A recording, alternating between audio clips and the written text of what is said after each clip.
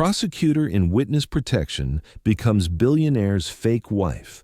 Their pretend marriage ignites desperate passion. You have 30 seconds before they breach that door. Agent Diana Kim's voice cut through the chaos as gunshots echoed down the courthouse hallway. Evelyn Freeman pressed her back against the cold marble wall, clutching the flash drive that would destroy Vincent Torino's empire, if she lived long enough to testify. The federal prosecutor, who had never needed anyone, was about to discover that sometimes survival meant trusting a stranger with everything, including her life. 20 minutes earlier, Evelyn had been reviewing witness statements in her downtown office, preparing for the biggest case of her career. Vincent Torino controlled half the drug trade on the East Coast, but she had the evidence to finally bring him down. What she hadn't anticipated was his willingness to turn a federal courthouse into a war zone. "Move! Move!" Diana's hand pressed against Evelyn's back, propelling her down a service corridor she'd never seen before. Behind them, Vincent's men shouted orders, their heavy boots echoing off marble floors like thunder. The federal agent's radio crackled with updates from the tactical team, but Evelyn caught enough words to understand. The safe house had been compromised. Someone had leaked her location. Evelyn's mind raced through possibilities as they descended emergency stairs. In her 7 years as a federal prosecutor, she'd put away murderers, extortionists, and crime bosses, but Vincent Torino was different. He had resources, connections that reached into places she'd thought were secure. The flash drive in her jacket contained financial records that would destroy not just Vincent, but 3 other crime families and their network of corrupt officials. "Where are we going?" Evelyn's voice came out steadier than she felt. Growing up in foster care had taught her to adapt quickly, but this level of danger was beyond anything she'd faced. Diana paused at a door marked "Authorized Personnel Only," speaking rapidly into her radio. "Package is secure, but we need immediate extraction. Primary location is blown." She looked at Evelyn, her expression grim. "We're implementing the emergency protocol. There's someone who's agreed to provide protection, but you're not going to like the arrangement." "What arrangement?" Evelyn's stomach tightened. She'd spent her entire adult life building independence, clawing her way from foster care to law school to the federal prosecutor's office. The idea of depending on anyone made her skin crawl. Camden Rhodes, tech billionaire, impenetrable security, completely off Vincent's radar.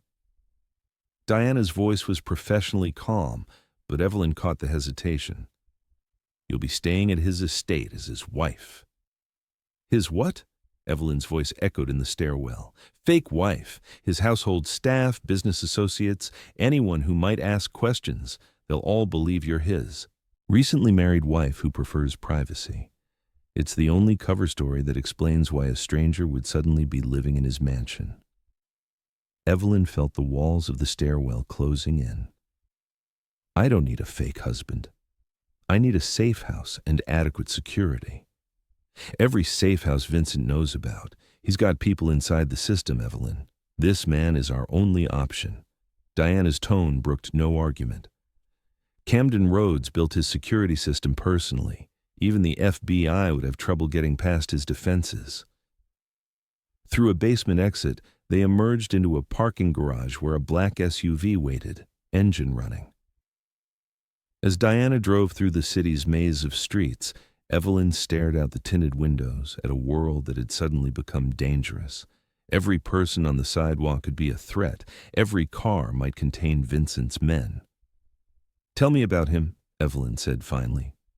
"Rhodes, self-made billionaire, tech innovation company, completely private. Never married, no serious relationships that anyone knows about.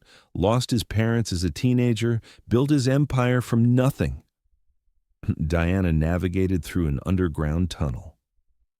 "He's doing this as a favor to a mutual contact in the Justice Department. Apparently, he believes in your work." Evelyn absorbed this information, trying to picture the man who would pretend to be her husband. Probably some entitled tech mogul who thought money could solve everything. She'd met enough wealthy men to know the type. Condescending, controlling, convinced their success made them experts on everyone else's life. The estate appeared suddenly as they crested a hill, a massive structure of glass and steel nestled among ancient oak trees, its windows glowing warmly against the gathering dusk.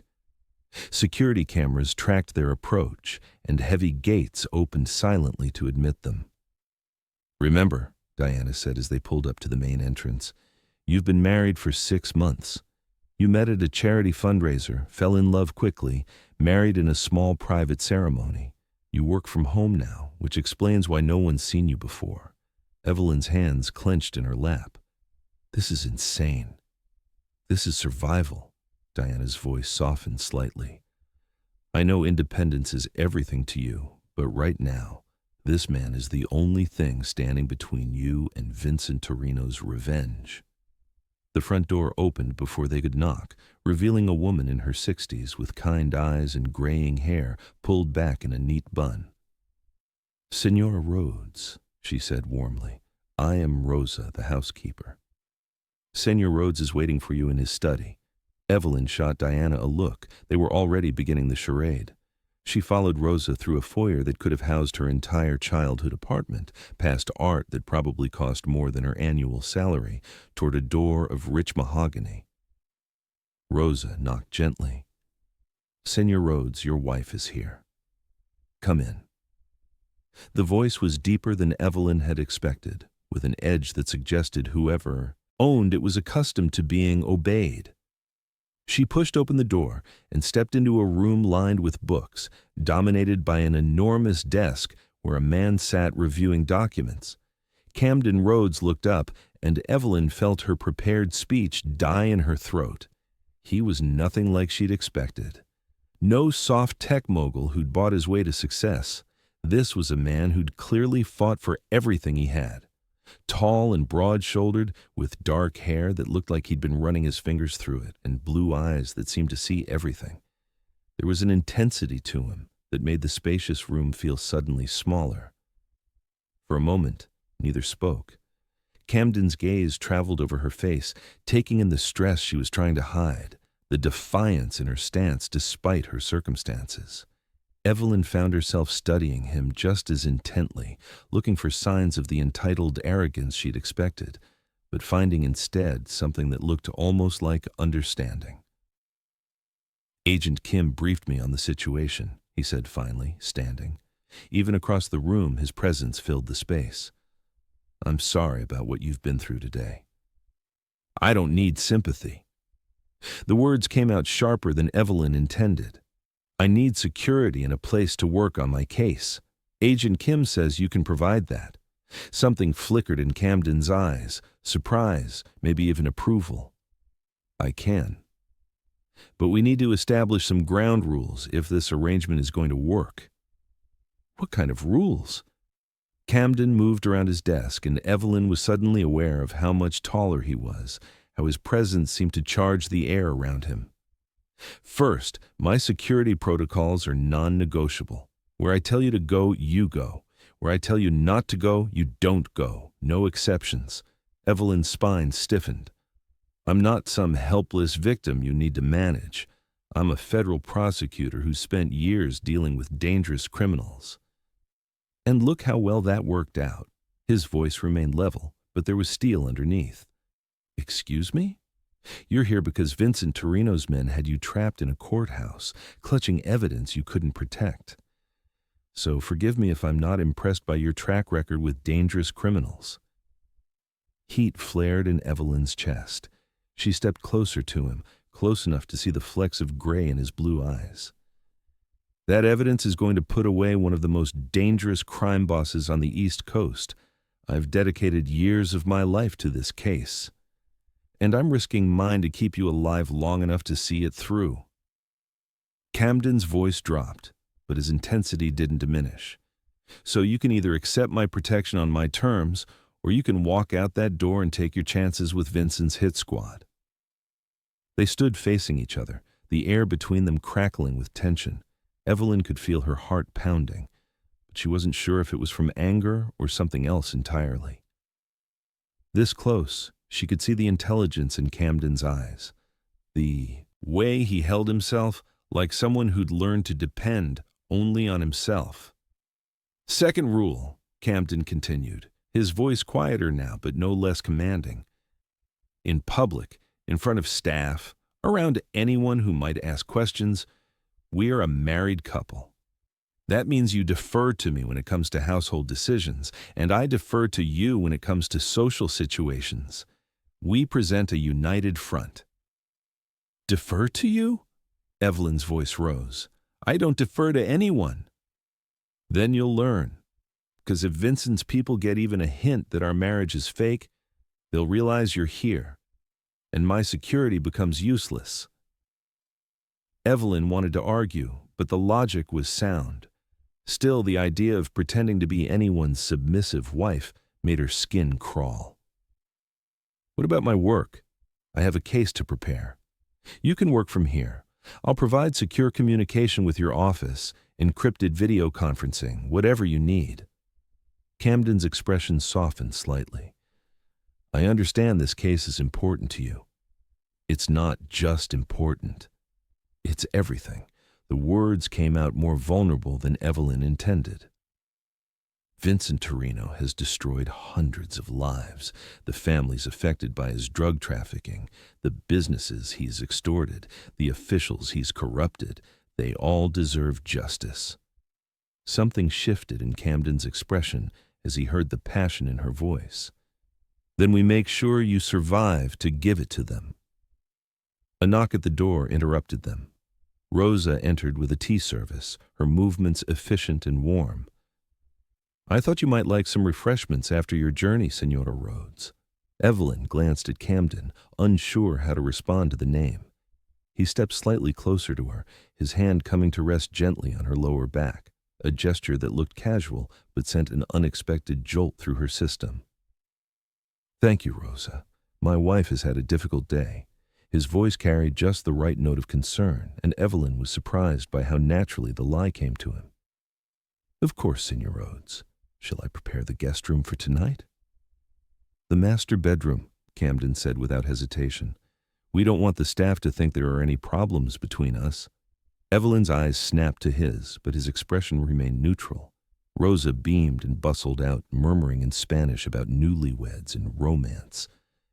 Guest room would have been fine, Evelyn said once they were alone. Guest room would have raised questions. Rosa has worked for me for 8 years. She knows every inch of this house and notices everything.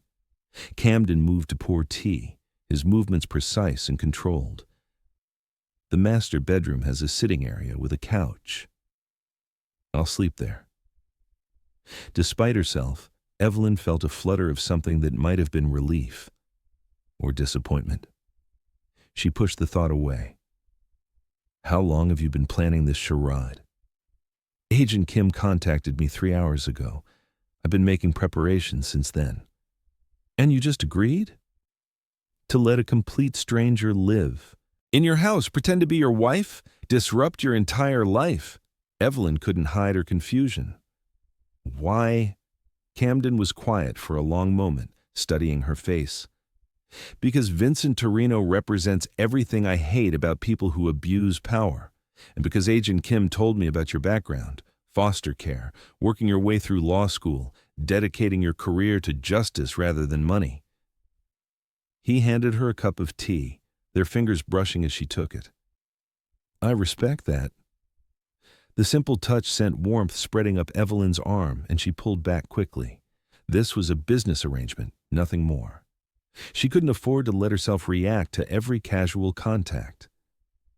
Don't romanticize it, she said, settling into a chair across from his desk. I chose prosecution because I'm good at it, and because I understand what it's like to be powerless. It's not noble, it's personal. Personal can be the most powerful motivation.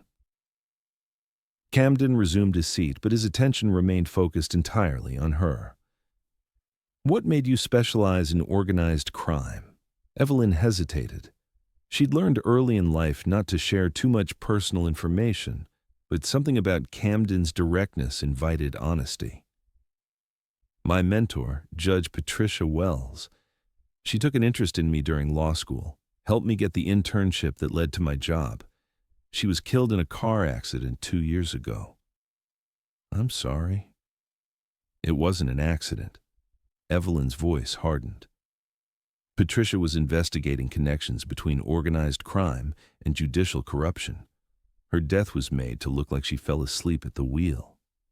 But I know she was murdered. Camden leaned forward slightly. Do you have proof? Not enough for a conviction. But Vincent Torino's operation was one of the networks she was investigating. Evelyn set down her teacup, her hands steady despite the emotion in her voice. Taking him down won't bring Patricia back, but it's a start. The room fell silent except for the quiet tick of an antique clock on Camden's bookshelf.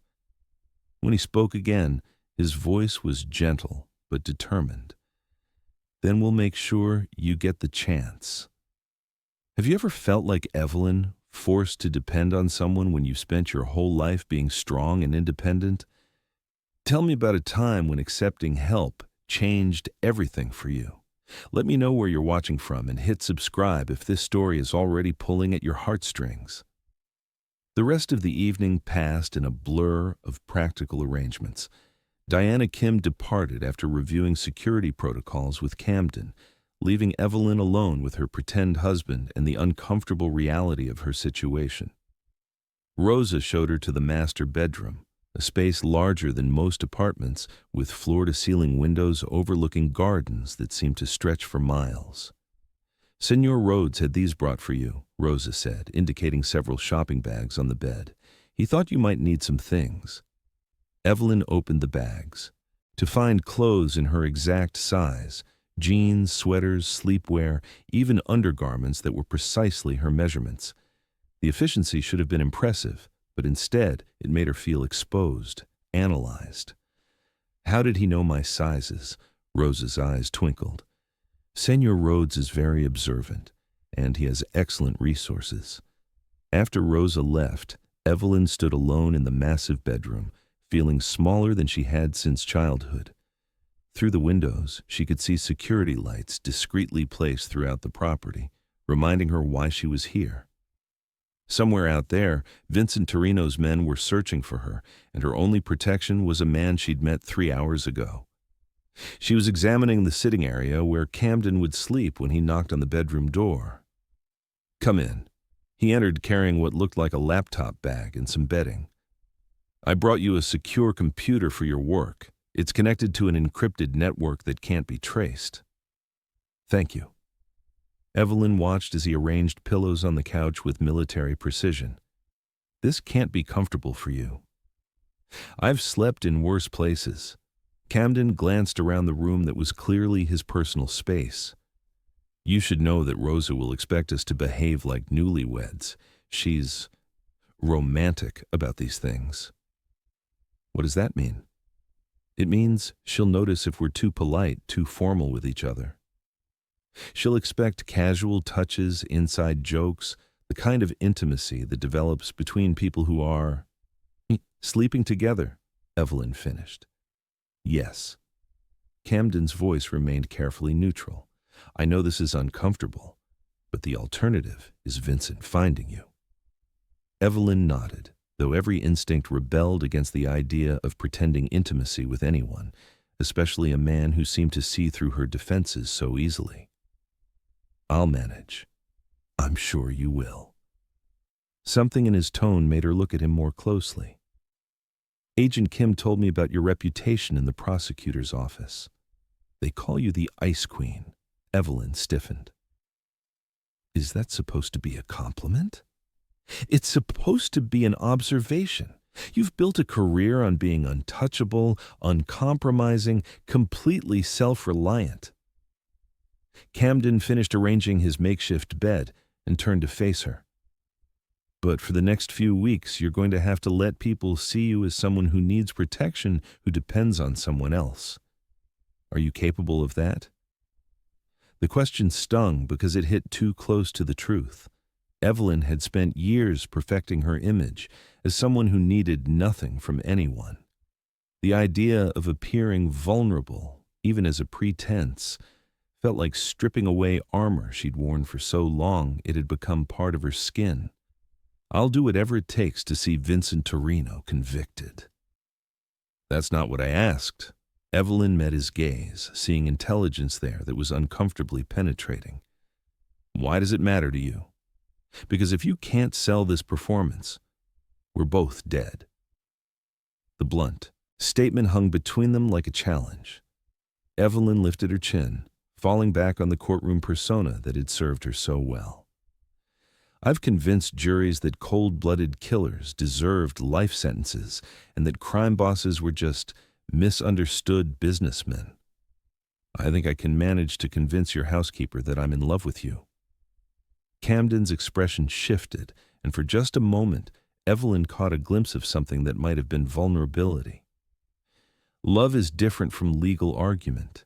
It requires a different kind of truth. What would you know about it? The question came out more harshly than she intended. Nothing, Camden admitted quietly, which is why this arrangement might be harder than either of us anticipated.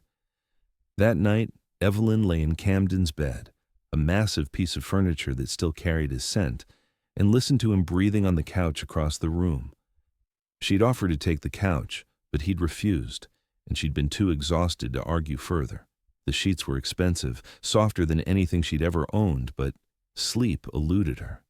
Every creak of the house made her tense, every shadow beyond the windows could hide a threat. She was used to being vigilant, but this level of hyper-awareness was exhausting. You're safe here. Camden's voice came quietly from the darkness. I know, but her body didn't believe it. The security system monitors every inch of the property. Motion sensors, infrared cameras, pressure plates on every entry point. Nothing gets past it.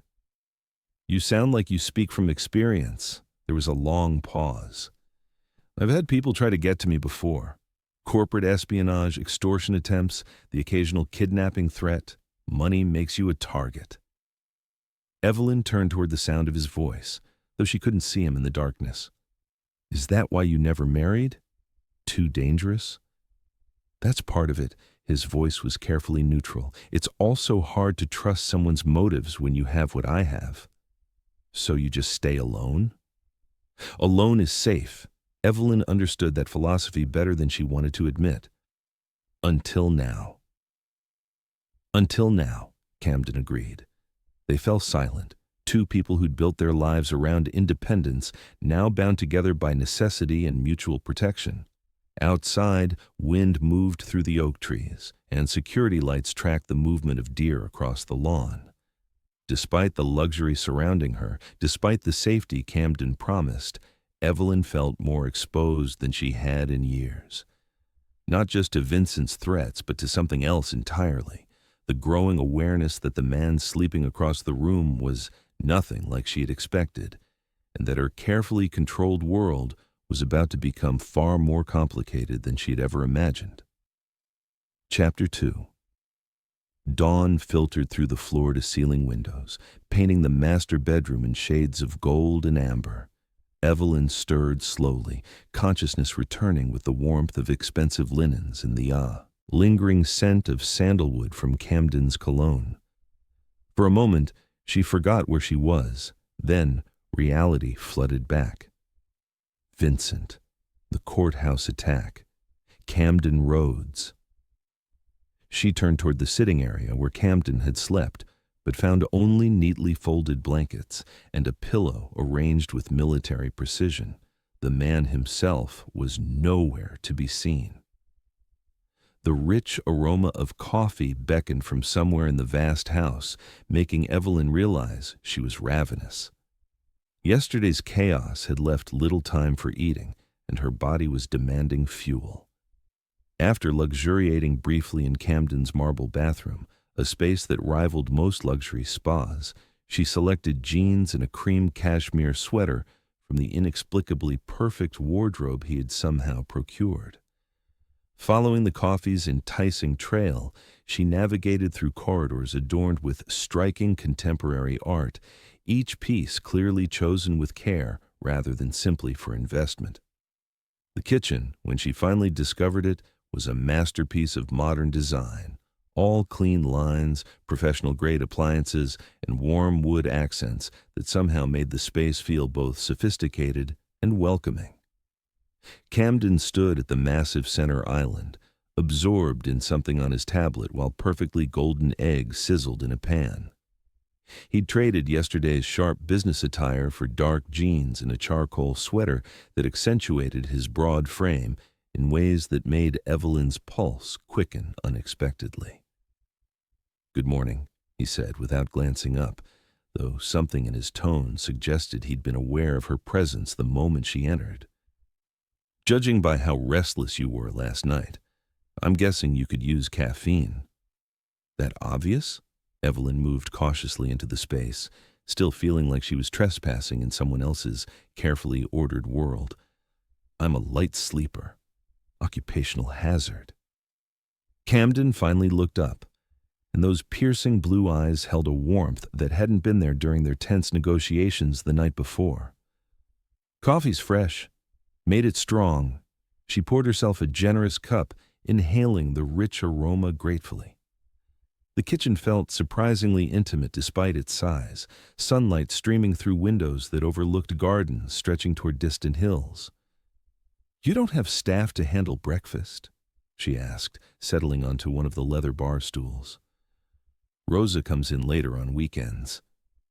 Besides, I like cooking." Camden plated the eggs with practiced efficiency. "Gives me time to think." "And what were you thinking about this morning?" Something flickered across Camden's features, too quick to interpret but definitely significant. "Vincent's arraignment is this afternoon.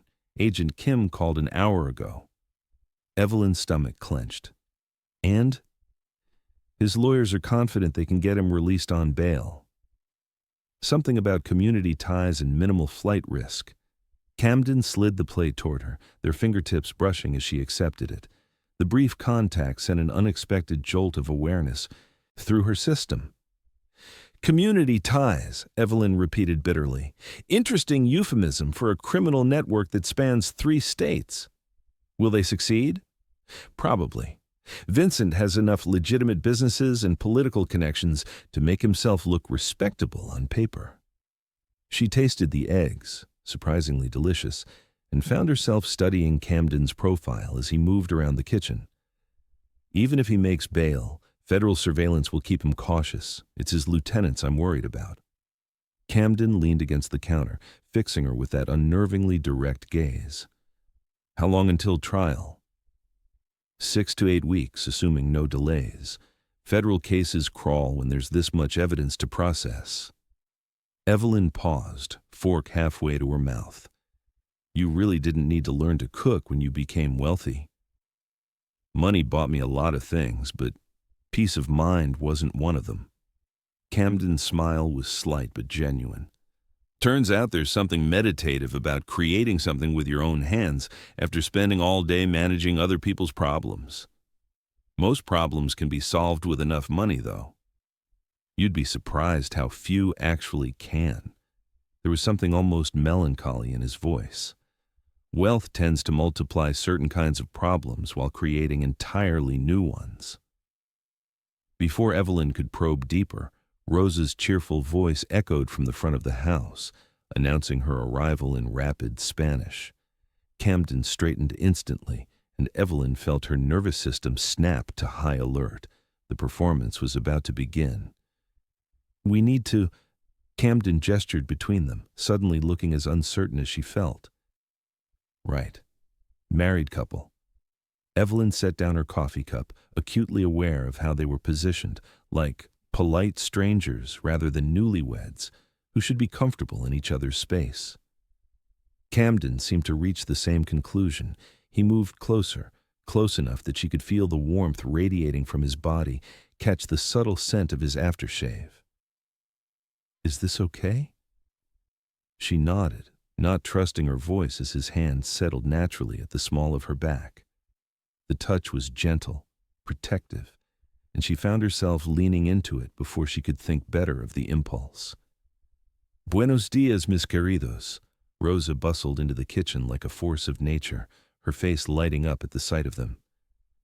"How wonderful to see you both awake early. Most newlyweds sleep until noon, see." Heat crept up Evelyn's neck, but Camden's hand pressed reassuringly against her spine. "We wanted breakfast together before the day gets crazy," he said smoothly. "Evelyn has some urgent work to catch up on." "Ah, always the work with you too." Rosa began organizing the kitchen with maternal efficiency. "But you must remember, marriage needs nurturing like a garden. Time together, romance, small gestures of love." "Rosa's absolutely right," Evelyn managed, gazing up at Camden with what she hoped looked like newlywed adoration. "We should prioritize each other more." Camden's eyes met hers, and for a heartbeat, the pretense felt startlingly real. "Always time for what matters most," he said softly. The sincerity in his voice caught her completely off guard. She searched his expression for signs of performance, but found only an intensity that made her pulse stutter. "Tonight, I make you something special," Rosa declared, clearly delighted by their apparent devotion. "A romantic dinner on the terrace. Candlelight, wine, the stars above. Very romantic." "That sounds perfect," Camden agreed, his thumb tracing an almost imperceptible circle against Evelyn's sweater. The gesture was subtle enough that Rosa couldn't see it, but it sent electricity dancing along Evelyn's nerve endings. Once Rosa became absorbed in planning their evening menu, Camden guided Evelyn toward his study, his hand remaining at her back until they were safely out of sight. When he finally dropped the contact, she felt its absence like a physical loss. "That seemed," she began. "Awkward doesn't begin to cover it," Camden finished. "Actually, I was going to say natural." Evelyn paused in the hallway, studying his carefully controlled expression. "You're surprisingly good at deception." Something dark flickered across Camden's features. "Practice makes perfect." Before she could ask what he meant, his phone buzzed insistently. He glanced at the screen and his jaw tightened. "Trevor Hamilton, my business partner and oldest friend." He met her eyes. "This conversation could get complicated," Camden answered, activating the speaker so Evelyn could listen. "Camden, you magnificent bastard." Trevor's voice was warm but carried an undertone of sharp curiosity. "I hear congratulations are in order. Married after all these years of swearing off commitment?" "Word travels fast in our circles." Camden's tone remained carefully neutral, though Evelyn could see tension building in his shoulders. 6 months of marriage and you didn't tell your oldest friend?" "I'm devastated." Trevor's laugh held an edge. "When do I get to meet this mysterious woman who finally tamed the untamable Camden Rhodes?" Camden's gaze locked with Evelyn's. "Soon. We're still finding our rhythm as a couple." "I'm sure you are." "So tell me everything. What's her name? What does she do? How did you meet? I need details, my friend." "Evelyn Freeman Rhodes. She's a legal consultant specializing in corporate compliance. We met at a charity gala last year." Camden's responses flowed smoothly, but Evelyn could see the careful calculation behind each word. Legal consultant. How appropriately vague. Trevor's tone sharpened perceptibly. "What kind of compliance work?" Evelyn stepped closer to the phone, letting her courtroom authority color her voice. "Regulatory frameworks, primarily. I help companies navigate federal requirements without running afoul of oversight agencies." Ah, the mysterious bride speaks, and such an authoritative voice. There was genuine interest in Trevor's tone now. "I absolutely insist on dinner this week. Claire is dying to meet you." Camden and Evelyn exchanged a look of mutual concern. "We'll need to check our schedules," Camden said carefully. "Excellent. I'll call tomorrow to coordinate." Trevor paused, and when he spoke again, his voice carried a note of something that might have been warning. Camden, I hope you know what you're doing. After ending the call, they stood in heavy silence. He's suspicious, Evelyn said finally. Trevor suspects everyone and everything. It's what makes him brilliant at business and occasionally exhausting as a friend. Camden ran his fingers through his hair, disrupting its perfect arrangement. But you're right. He won't let this go until he's satisfied about you. How much can you trust him? Camden considered the question with obvious care. With my life? Absolutely. With my secrets? He shrugged. That depends entirely on whether he believes keeping those secrets serves my best interests. Evelyn felt a chill that had nothing to do with the air conditioning. Meaning what exactly? Meaning Trevor has very definite opinions about what's good for me, and he's usually not wrong. In Camden's study, Evelyn attempted to lose herself in case files, but found her attention continually drifting to the man working across the room. There was something almost hypnotic about the way Camden approached his work, methodical yet intuitive, his fingers moving across the keyboard with the precision of a pianist. "What exactly does your company do?" she asked during a natural break in her reading. Camden glanced up from his multiple monitors. "Digital security architecture primarily. We design systems that protect data, track threats, anticipate vulnerabilities before they become exploitable. Hence the fortress-level security around this place. When you spend your days understanding how easily privacy can be violated, physical security becomes a priority." Camden leaned back in his chair, studying her with that penetrating gaze. "What drew you to federal prosecution?" "Originally? Nothing noble. I planned to do corporate law, stable income, predictable hours, respectable clients who pay their bills on time." Evelyn closed the witness statement she'd been reviewing. "My law professors thought I was insane to turn down offers from major firms. What changed your mind?" Evelyn hesitated, surprised by how much she wanted to share with him. "Reality, I suppose. Growing up powerless makes you sensitive to how power gets used. Corporate law felt like helping the already powerful accumulate more power. I wanted to level the field instead." Camden's expression grew thoughtful. "And now? How do you feel about that choice?"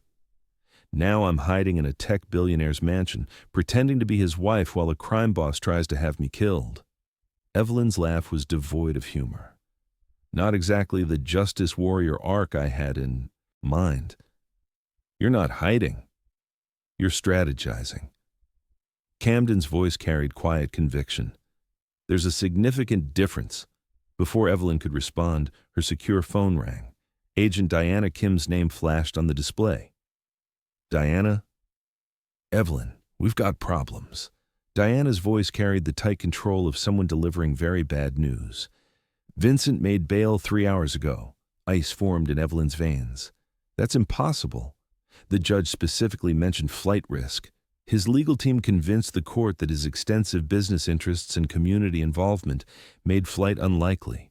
$30 million bail, surrendered passport, electronic monitoring. "Electronic monitoring?" Evelyn's voice pitched higher. "A bracelet is supposed to stop him from orchestrating my assassination?" "The monitor restricts his movement, not his communication. And there's more."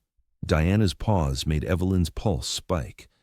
"Someone leaked information about your protective status, not your location, but the fact that you're under federal protection." Camden had moved closer during the conversation, close enough to hear Diana's words. His expression was grim, calculating. "How much do they know?" he interjected. "Who's that?" Diana's tone sharpened immediately. "Camden Rhodes. This is his property, his security system."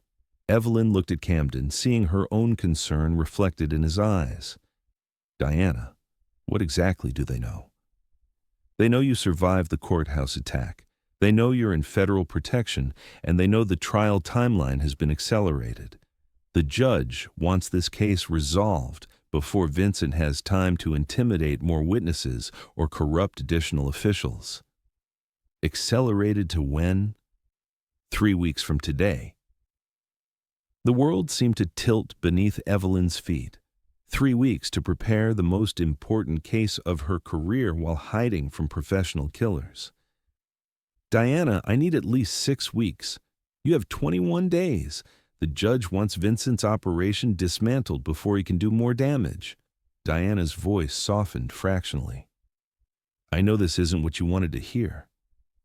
After Diana disconnected, Evelyn stared at her phone, feeling walls closing in from all directions. 3 weeks. It was impossible. It can't be done, she said aloud. Then we make it possible. Camden's voice held absolute certainty. What do you need? Evelyn looked at him, this man who disrupted his entire existence for a stranger's safety. I need to review 15,000 pages of financial evidence, coordinate testimony from 12 witnesses, and craft opening and closing arguments that will convince a jury to convict one of the most dangerous criminals on the East Coast. All while living a lie and depending on someone I met 36 hours ago. Then that's exactly what we'll accomplish. The unwavering confidence in his voice should have been reassuring. Instead, it made Evelyn acutely aware of how much she was beginning to rely on his strength, his certainty. The realization terrified her more than Vincent's threats ever could. I should contact my office, coordinate with the prosecution team. Evelyn moved toward the phone, then stopped. Camden? Yes. Why are you doing this? Really? Camden was quiet for a long moment, his gaze moving over her face as if memorizing her features. Because someone should. That's not an answer. It's the only honest answer I can give you right now. That afternoon, while Evelyn worked frantically on case preparation, Camden received a call that shifted everything. She was deep in witness interviews when his voice cut through the study door, sharp with anger. What do you mean, investigating? Trevor, this crosses a line. Evelyn moved closer to the door, not quite eavesdropping but unable to ignore the dangerous edge in Camden's tone. I don't care what your investigator thinks he's found. Evelyn is my wife, and that's the end of this conversation.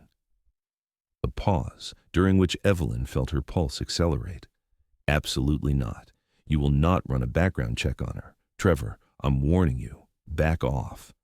Another pause, longer this time, and when Camden spoke again, his voice had gone deadly quiet. If you do anything that jeopardizes her safety, our friendship will be the least of your concerns. The menace in his tone sent chills down Evelyn's spine. She'd heard that particular inflection before, in courtrooms when prosecutors made threats they absolutely intended to carry out. When Camden emerged from the study minutes later, his expression was carefully controlled, but she could see fury simmering beneath the surface. Trevor again, she asked. He's hired a private investigator to look into you. Camden's jaw was rigid with suppressed anger. Apparently, my sudden marriage to someone with no digital footprint or social media presence has raised red flags. Evelyn felt ice crystallize in her stomach. What has he discovered? Nothing concrete yet, but Trevor's asking questions, and questions generate answers. Camden moved to the window, staring out at grounds where security cameras tracked every shadow. We need to accelerate our timeline. What timeline? Camden turned back to her, and the intensity in his eyes made her pulse quicken. The timeline where you become convincingly, undeniably my wife in every way that matters to outside observers. Heat flooded Evelyn's cheeks. What exactly are you suggesting? I'm suggesting that if Trevor's investigator digs deep enough, he'll uncover inconsistencies that could expose you, the kind of inconsistencies that could get you killed. Camden stepped closer, and suddenly Evelyn was hyper-aware of how much space he commanded, how his presence seemed to charge the air around her. We need to create a love story so compelling, so obviously genuine, that no one questions its authenticity. And how do we accomplish that? Camden's gaze dropped to her mouth, then back to her eyes. We stopped pretending that what's happening between us is entirely fabricated. The words hung between them like a challenge, and Evelyn felt something fundamental shift in the atmosphere. This wasn't about protection anymore, or convenient cover stories. This was about the undeniable awareness that had been building since the moment she'd walked into his study. Camden, she began but couldn't find words to finish the thought. I'm not suggesting anything you don't want, he said quietly, but we both know there's something real here. Something that makes this arrangement feel less like performance and more like what? Like destiny. Before Evelyn could respond, Rosa's voice echoed from the kitchen, summoning them for the romantic dinner she'd promised. Camden extended his hand to Evelyn, and after a heartbeat's hesitation, she took it. His fingers closed around hers, warm and strong, and Evelyn felt electricity shoot up her arm. When she looked into Camden's face, she saw her own surprise reflected in his eyes. Just dinner, he said softly. Just dinner, she agreed. But as Camden led her toward the terrace where Rosa had orchestrated an evening under the stars, Evelyn knew they were both lying. The terrace had been transformed into something from a fairy tale. Rosa had outdone herself with crisp white linens, gleaming silver, and flowers whose fragrance perfumed the evening air. Beyond the intimate setting, the gardens disappeared into darkness punctuated by security lights that somehow managed to feel romantic rather than ominous. Senora Rhodes, you look absolutely radiant, Rosa beamed as she saw Evelyn, who had changed into a simple black dress from Camden's mysteriously comprehensive wardrobe selection. Thank you, Rosa. This is breathtaking. See, this is how it should be for newlyweds: romance, passion, time together without the world's interference. Rosa bustled around them, lighting candles and adjusting wine glasses. Senor Rhodes, you are a very fortunate man. Camden's hand found Evelyn's back as he pulled out her chair, the touch sending warmth spiraling through her system. The most fortunate, he said, and something in his voice made Evelyn look at him sharply. As Rosa served the first course, something that smelled divine and probably cost more than Evelyn's weekly grocery budget, she maintained a steady stream of commentary about romance and marriage and the vital importance of passion in relationships. You must not let careers consume everything, she told them seriously. Yes, success matters, but love is what gives life meaning. Evelyn found herself studying Camden's face in the flickering candlelight, noting how shadows played across his angular features, how his eyes seemed to hold depths she hadn't noticed before.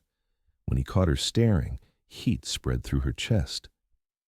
Rosa's right, Camden said quietly. Work isn't everything. Easy perspective when you're successful enough to choose, Evelyn replied, then immediately regretted the edge in her voice. Camden's expression didn't change, but she caught something flickering in his eyes. Success doesn't guarantee fulfillment, but it guarantees security. Does it? Camden leaned forward slightly. You've built an impressive career, established yourself as one of the premier federal prosecutors in the country. How secure did you feel yesterday morning? The question struck harder than Evelyn expected. She'd spent years constructing her reputation, her independence, her armor against the world's uncertainties, and in mere hours it had all become irrelevant in the face of Vincent Torino's violence. That's different, she said, but the words sounded weak even to her. Is it? Rosa had withdrawn to give them privacy, and the terrace felt suddenly intimate, enclosed by darkness and candlelight and the distant sound of fountains. Evelyn was acutely aware of Camden across the small table, of how his attention focused entirely on her when she spoke. Tell me about your parents, she said, steering the conversation toward safer ground. Camden was quiet for a moment, swirling wine in his glass. They died in a car accident when I was 17. Dad was a mechanic. Mom worked retail. We didn't have much money, but they were steady, reliable. I'm sorry. It was a long time ago. Camden's voice was carefully neutral. What about you? Foster care from what age? 8. My mother overdosed when I was 7, spent a year in the system before they terminated her parental rights. No father listed, no family willing to take responsibility. Evelyn was surprised by how easily the words came. She rarely discussed her childhood with anyone. I was fortunate to find families who valued education. Is that how you see it? Fortunate? Evelyn considered the question. The alternative was worse. That's not the same as fortunate. Something in his tone made her look at him more closely. In the candlelight, Camden's expression was open, understanding in a way that made her chest tighten. No, she admitted. It's not. They ate in comfortable silence for a while, the sounds of night filtering around them, wind moving through ancient trees, water flowing from hidden fountains, the occasional call of night birds. Despite everything, the danger, the deception, the uncertainty, Evelyn felt more relaxed than she had in months. This is nice, she said without thinking. Rosa will be pleased. She was very concerned about our romantic atmosphere. I don't mean the setup. I mean, Evelyn gestured between them. This, talking to someone who understands building yourself from nothing. Camden set down his wineglass, studying her face. Is that what we're doing? Understanding each other? I don't know what we're doing. The admission came out more vulnerable than Evelyn intended. Neither do I. The honesty in his voice sent warmth spreading through Evelyn's chest. She was accustomed to people who wanted something from her: information, legal counsel, professional connections. Camden seemed to want nothing except her company, her thoughts, her presence across a candlelit table. Camden? Yes? When this is over, when Vincent is convicted and I don't need protection anymore. She paused, uncertain how to finish the question. What happens to us? Camden completed the thought. Do we have an us? Camden was quiet for a long moment, his gaze moving over her face as if memorizing her features. I'd like to find out. The simple statement sent Evelyn's pulse racing. Even though you barely know me. I know enough. Camden's voice was soft but certain. I know you're brilliant and brave and more beautiful than you realize. I know you've built your life around principles that matter, and you're willing to risk everything to defend them. I know that when you smile, really smile, not the professional expression you use in public, it transforms your entire face. Evelyn felt tears prick her eyes, though she couldn't identify why. You don't know my flaws. You mean like how you use sarcasm as armor? Or the way you automatically assume people want something from you? Or the fact that you'd rather handle everything alone than ask for help, even when refusing help could be fatal? Evelyn stared at him. You've known me for 36 hours. Sometimes 36 hours is enough. A breeze moved across the terrace, making the candle flames dance. Evelyn shivered slightly, and Camden immediately stood, moving around the table toward her. Cold? A little. Without asking permission, Camden shrugged out of his jacket and draped it around her shoulders. The fabric held his warmth, his scent, and Evelyn had to resist the urge to pull it closer around herself.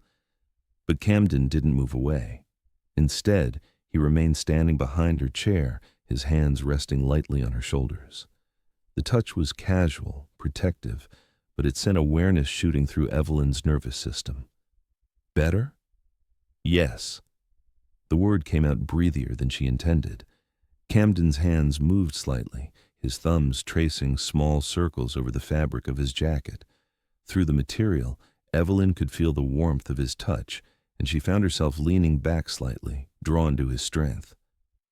Evelyn? I need to tell you something. The serious tone in his voice made her tense. What? Camden's hands stilled on her shoulders. Trevor isn't the only one asking questions. I received a call from my head of security this afternoon. Someone's been making inquiries about me, about changes in my routine, about whether I've had any overnight guests recently. Evelyn's blood turned cold. Vincent's people? Most likely, which means they know I'm connected to this situation somehow, even if they haven't identified you as being here. Evelyn started to stand, but Camden's hands on her shoulders kept her in place. "It's manageable," he said quietly. "My security is designed for exactly this kind of threat, but it means we need to be more careful about appearances." "What kind of careful?" Camden moved around to face her, crouching beside her chair so they were at eye level. In the candlelight, his face was all angles and shadows, but his eyes were steady, reassuring. "The kind where we look like a couple so completely devoted to each other that no one would question our marriage's authenticity." Evelyn's pulse quickened. "And how do we accomplish that?" Camden's gaze dropped to her mouth, then back to her eyes. "We stop fighting what's already happening between us." "Camden, I'm not asking you to do anything you don't want to do," he said softly. "But I think we both recognize that what's developing here isn't entirely fabricated."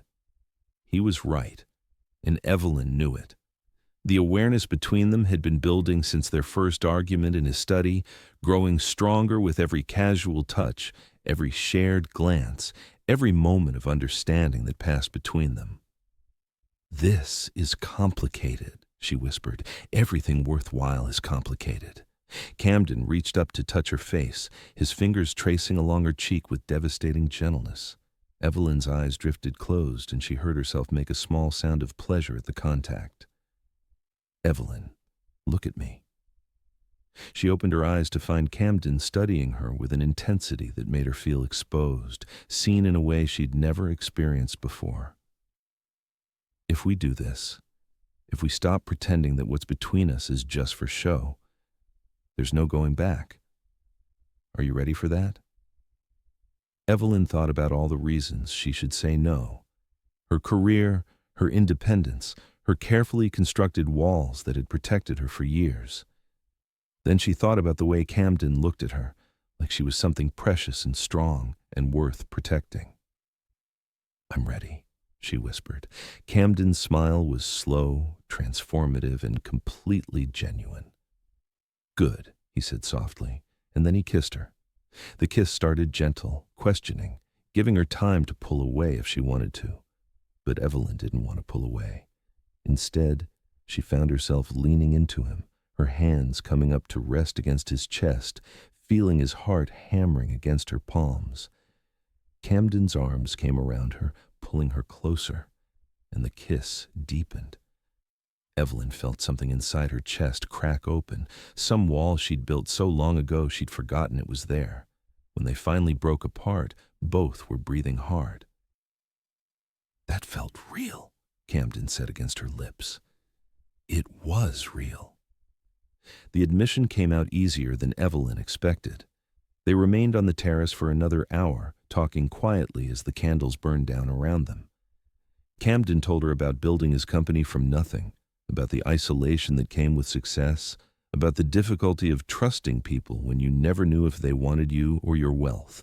Evelyn found herself sharing more than she'd ever shared with anyone, about growing up feeling temporary, about choosing law because it felt like building something permanent, about the fear that she'd never be enough for anyone to stay. When Rosa appeared to clear the dinner dishes, she took one look at them. Camden's arm around Evelyn's shoulders, Evelyn's head resting against his chest, and beamed. See. This is how it should be. Love is beautiful, no?"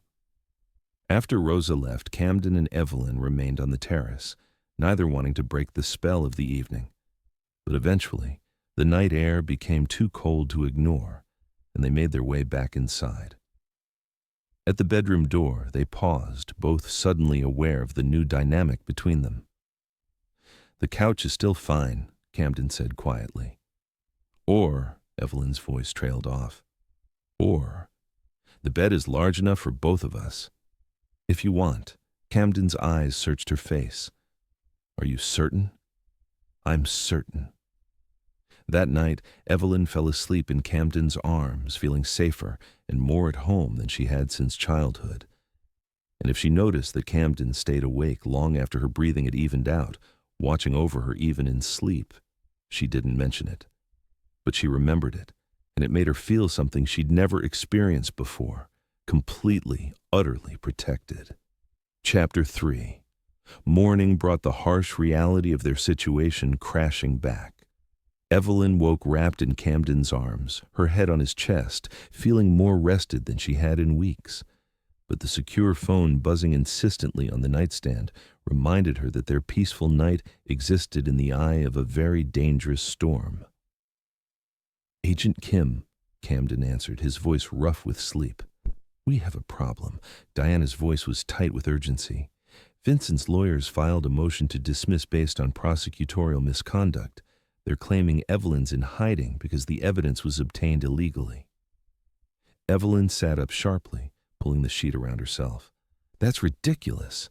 Every piece of evidence was obtained through proper channels. They don't have to prove it, just create reasonable doubt, and your absence from the office is giving them ammunition." Diana paused. "The federal judge wants to see you in chambers tomorrow morning. If you don't appear, he might grant the motion to dismiss." "Absolutely not." Camden's voice was steel. "It's too dangerous." "I have to go," Evelyn said quietly. "If this case gets dismissed, Vincent wins. All those families he's destroyed, all the lives he's ruined, none of it matters if he walks free." Camden turned to look at her, and she could see the conflict in his eyes. He understood her dedication, but every instinct he had was screaming against letting her leave the safety of his estate. "There has to be another way," he said. "Video conference?" Diana suggested. "The judge might accept remote testimony if we explain the security situation."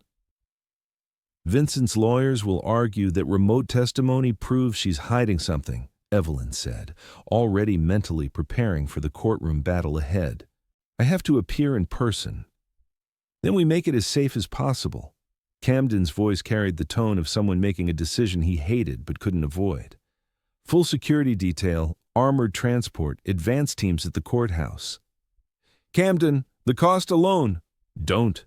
His voice was firm. "This isn't about money." After Diana hung up, they lay in silence for a moment, both processing what the day would bring. "Are you afraid?" Camden asked quietly. Evelyn considered the question.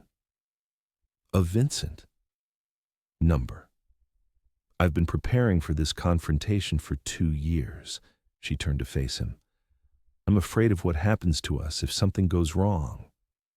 Camden's hand found her face, thumb tracing across her cheek.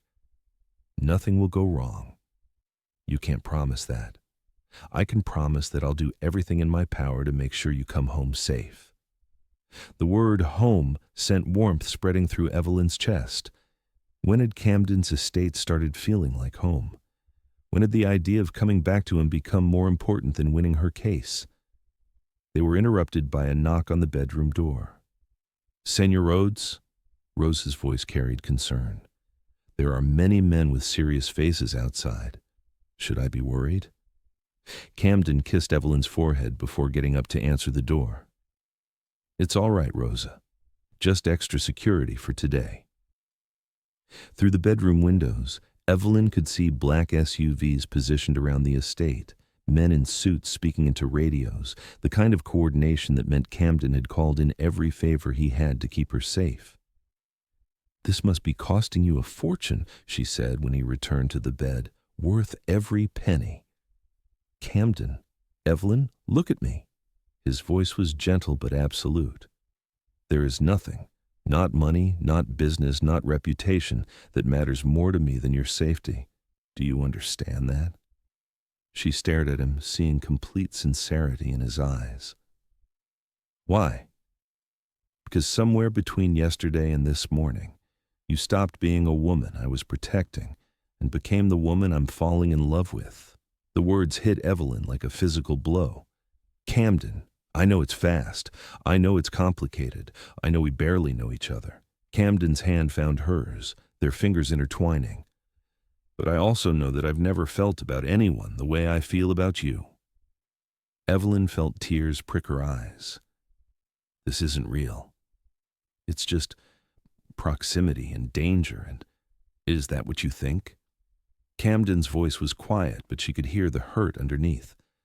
I don't know what to think. My whole life is upside down. I'm living a lie. And she gestured helplessly at him. You're perfect. Camden laughed, but there was no humor in it. Perfect? Evelyn, I've spent the last 15 years building walls around myself. I don't have friends. I don't have relationships. I don't let anyone close enough to matter. Until you. You don't understand. I don't know how to do this. I don't know how to be someone's girlfriend or wife or whatever. This is supposed to be. The words tumbled out in a rush. Every relationship I've ever had has been temporary. Every family I've ever been part of has been temporary. I don't know how to believe that someone would stay. Camden was quiet for a long moment, studying her face. Then he pulled her closer until she was pressed against his chest, his arms wrapped securely around her. Then let me show you, he said softly. An hour later, Evelyn sat in Camden's study while he coordinated security arrangements. She was dressed in her most severe courtroom suit, black, tailored, designed to project authority and control. But underneath the professional facade, her heart was hammering. The courthouse has been swept twice, Marcus Grant reported, his military bearing evident in every word. We have agents positioned at every entrance, and the route has been cleared. What about inside the courthouse? Camden asked. Federal marshals will escort Miss Freeman from the vehicle to the judge's chambers and back. No stops, no delays. Marcus glanced at Evelyn. Ma'am, you'll need to follow instructions exactly. No deviations, no matter what happens. Evelyn nodded, though part of her chafed at being managed. She'd spent years walking into courtrooms filled with dangerous criminals and their associates, but this felt different, more personal, more volatile. Time to go, Marcus announced. Camden walked her to the armored SUV, his hand never leaving her back. At the vehicle, he turned to face her, his expression serious. Come back to me, he said quietly. I will. Promise me. I promise. Camden kissed her then, deeply, passionately, as if he could somehow transfer his strength to her through the contact. When they broke apart, both were breathing hard. I love you, he said against her lips. Camden. You don't have to say it back. Just know it's true. The ride to the courthouse was tense, with Marcus and his team maintaining constant radio contact with advanced scouts. Evelyn found herself studying the city through bulletproof glass, seeing it differently now, every pedestrian a potential threat, every parked car a possible ambush. At the courthouse, federal marshals created a human shield around her as they moved from the vehicle to the building. Evelyn kept her head high, her expression composed even as her pulse raced. This was her element, the law, the courtroom, the pursuit of justice. She wouldn't let Vincent Torino intimidate her out of it. Judge Martinez's chambers were exactly as she remembered, imposing, traditional, designed to remind everyone that justice was serious business. The judge himself was a man in his 60s with steel-gray hair and eyes that missed nothing. Miss Freeman, Judge Martinez's voice was carefully neutral. I understand you've been dealing with security concerns. Yes, Your Honor. Vincent Torino's associates have made credible threats against my life. And yet you're here today, despite those threats. Evelyn straightened. Because this case is too important to prosecute from hiding, Your Honor. The evidence against Vincent Torino is overwhelming, and the people of this city deserve to see justice done. Vincent's lead attorney, a sharp-faced man named Richardson, leaned forward. Your Honor, Miss Freeman's dramatic claims of danger are clearly a publicity stunt designed to generate sympathy for her case. If she truly feared for her life, she wouldn't be here. Or, Evelyn replied coolly, I'm here because I believe in the rule of law more than I fear one criminal's threats. Judge Martinez studied both attorneys for a moment. Miss Freeman, I'm going to ask you directly. Is there any truth to the defense's claims that evidence in this case was obtained improperly? Absolutely not, Your Honor. Every search warrant was properly obtained. Every wiretap was legally authorized. Every piece of financial evidence was gathered through legitimate investigative channels. Evelyn's voice carried the confidence of someone who knew her case inside and out. The defense is attempting to use my security situation to distract from the strength of the evidence against their client. Your Honor, Richardson interjected, Miss Freeman's absence from her office, her refusal to meet with court officials, her general unavailability suggests that Vincent Torino's threats are being taken seriously by federal law enforcement. Evelyn cut him off. Would counsel prefer that I ignore credible death threats in order to be more available for his fishing expeditions? Judge Martinez held up a hand. That's enough. Miss Freeman, I'm satisfied that your security concerns are legitimate and that your absence from normal prosecutorial duties doesn't constitute misconduct. He turned to Richardson. Counselor, your motion to dismiss is denied. Relief flooded through Evelyn, but she kept her expression neutral. Thank you, Your Honor. However, Judge Martinez continued, I'm moving the trial date up by 1 week. Given the security concerns and the public interest in this case, I want it resolved quickly. Evelyn felt her stomach drop. 1 week. That left her with exactly 2 weeks to prepare for the most important case of her career. Your Honor, that timeline may be challenging for the prosecution. Miss Freeman, if you can risk your life to appear in my chambers today, you can prepare your case in 2 weeks. Judge Martinez's tone brooked no argument. Trial begins Monday, 2 weeks from today. As they left the courthouse, Evelyn felt a mixture of triumph and terror. The case would proceed, but the timeline was brutal. She'd have to work 18-hour days, coordinate with witnesses under tight security, and somehow prepare for Vincent's team of expensive lawyers who would attack every aspect of her case. The ride back to Camden's estate passed in a blur of security protocols and radio chatter. Evelyn barely noticed, her mind already racing, through everything she needed to accomplish in the next 14 days. Camden was waiting when they arrived, tension evident in every line of his body.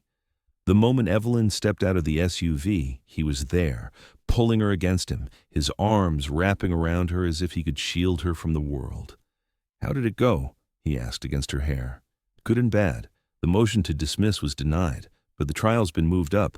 I have 2 weeks. Camden pulled back to look at her face. 2 weeks to do what? Everything. That evening, Camden's study was transformed into a war room. Evelyn had spread case files across every available surface, multiple computer screens displaying financial records and witness statements. Camden worked at his own desk, occasionally fielding calls from Trevor and other business associates who were growing increasingly curious about his mysterious wife. No, Trevor, you cannot come by for an impromptu visit, Camden said into his phone, shooting an apologetic look at Evelyn. We're both swamped with work. Evelyn looked up from the deposition she was reviewing, noting the tension in Camden's voice. Trevor's persistence was becoming a real problem. After Camden hung up, he moved to where Evelyn sat surrounded by papers. How are you holding up? Fine. The automatic response came without thought. Camden crouched beside her chair, turning it so she faced him. Evelyn, when was the last time you ate something? She blinked, trying to remember. Breakfast, I think? Camden glanced at his watch. It's 9 p.m. I'm not hungry. You need to eat, you need to sleep, you need to take care of yourself. Camden's voice was gentle but firm. Collapsing from exhaustion won't help your case. I don't have time to collapse. You don't have time not to take care of yourself. Camden stood, extending his hand. Come on. Rosa left dinner warming for us. Evelyn looked at the papers spread around her, at the computer screens full of evidence that needed reviewing. I have too much work. The work will still be here after you eat. She wanted to argue, but the concern in Camden's eyes made her resistance crumble. She took his hand, letting him pull her to her feet.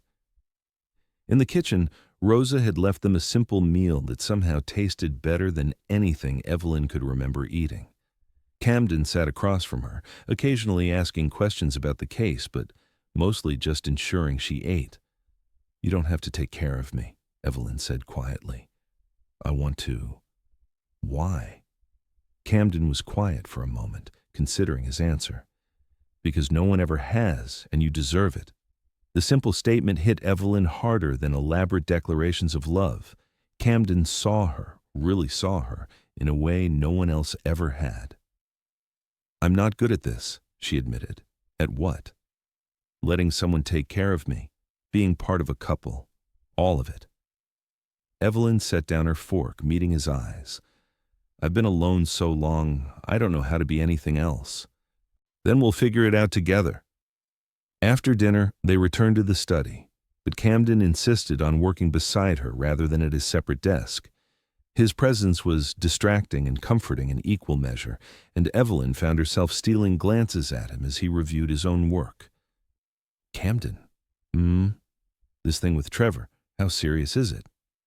Camden looked up from his laptop. "Serious enough that I've had to deflect 5 calls today asking about you." "What kind of questions?" "Where we met, how long we've been together, why there's no record of our relationship online." Camden's expression was grim. "He's also asking about changes in my security, about why I've suddenly become unavailable for business dinners and social events." Evelyn felt a chill of fear. If he keeps digging, he'll find inconsistencies. And Trevor's not the kind of man who lets inconsistencies go unexplored. "So what do we do?" Camden was quiet for a moment, studying her face. "We give him what he wants. A chance to meet my wife and satisfy his curiosity." "You want to have dinner with him?" "I want to have dinner with him and his wife Claire, where you can charm them both so thoroughly that Trevor stops asking questions and starts being happy for his old friend who finally found love." Evelyn felt her stomach clench.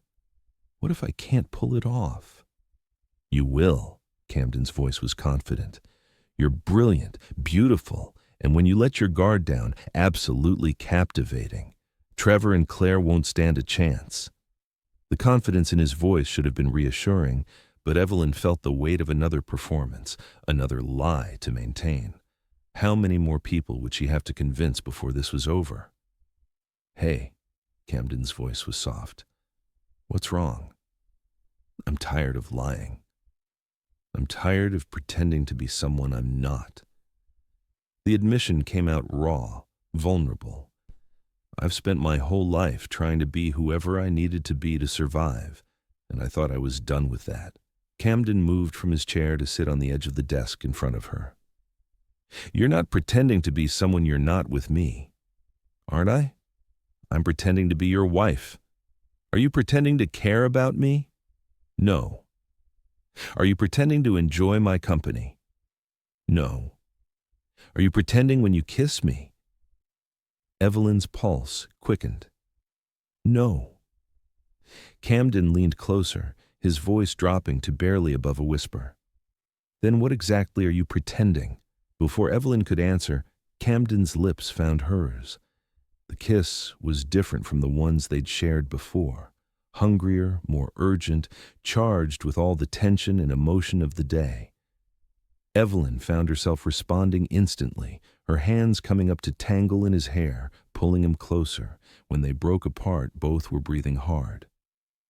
"The only thing we're pretending," Camden said against her lips, "is that this is fake." Evelyn stared into his eyes, seeing her own desire reflected there. "Camden, I know you're scared. I know this is complicated, but what's happening between us is the most real thing in my life right now." Before Evelyn could respond, his secure phone rang. Camden glanced at the display and frowned. Marcus Grant. This late, it's not good news.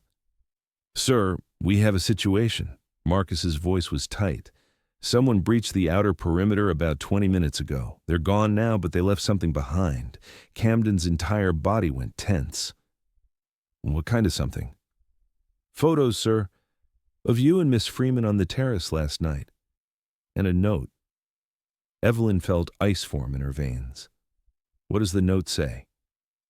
It says, Vincent Torino sends his regards. 2 weeks isn't enough time. Chapter 4. The photographs were spread across Camden's desk like accusations.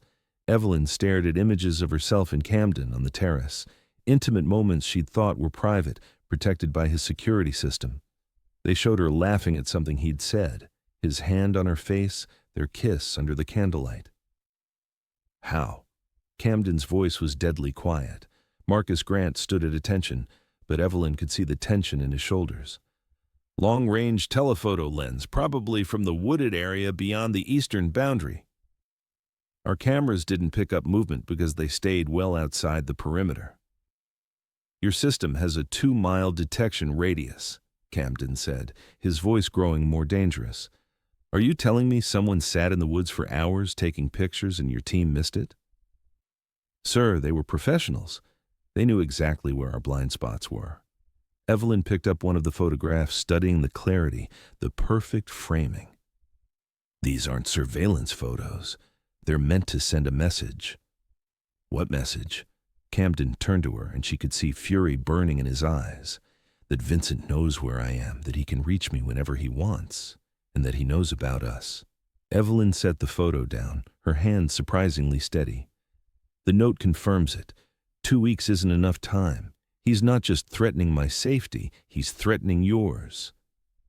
Camden moved around the desk to stand beside her, his presence solid and reassuring even in the face of this violation. We increase security, double the perimeter, add more surveillance. No!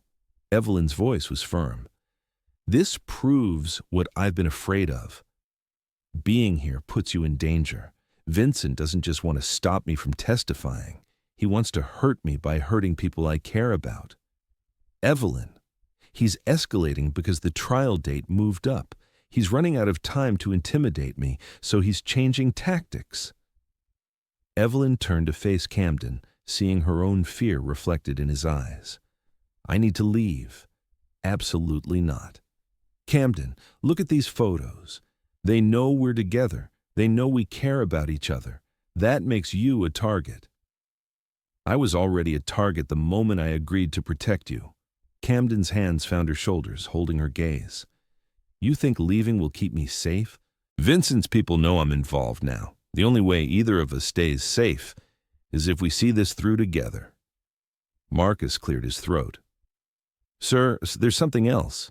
We found evidence of electronic surveillance in the photos. Someone's been monitoring your communications. Camden's jaw tightened. What kind of monitoring?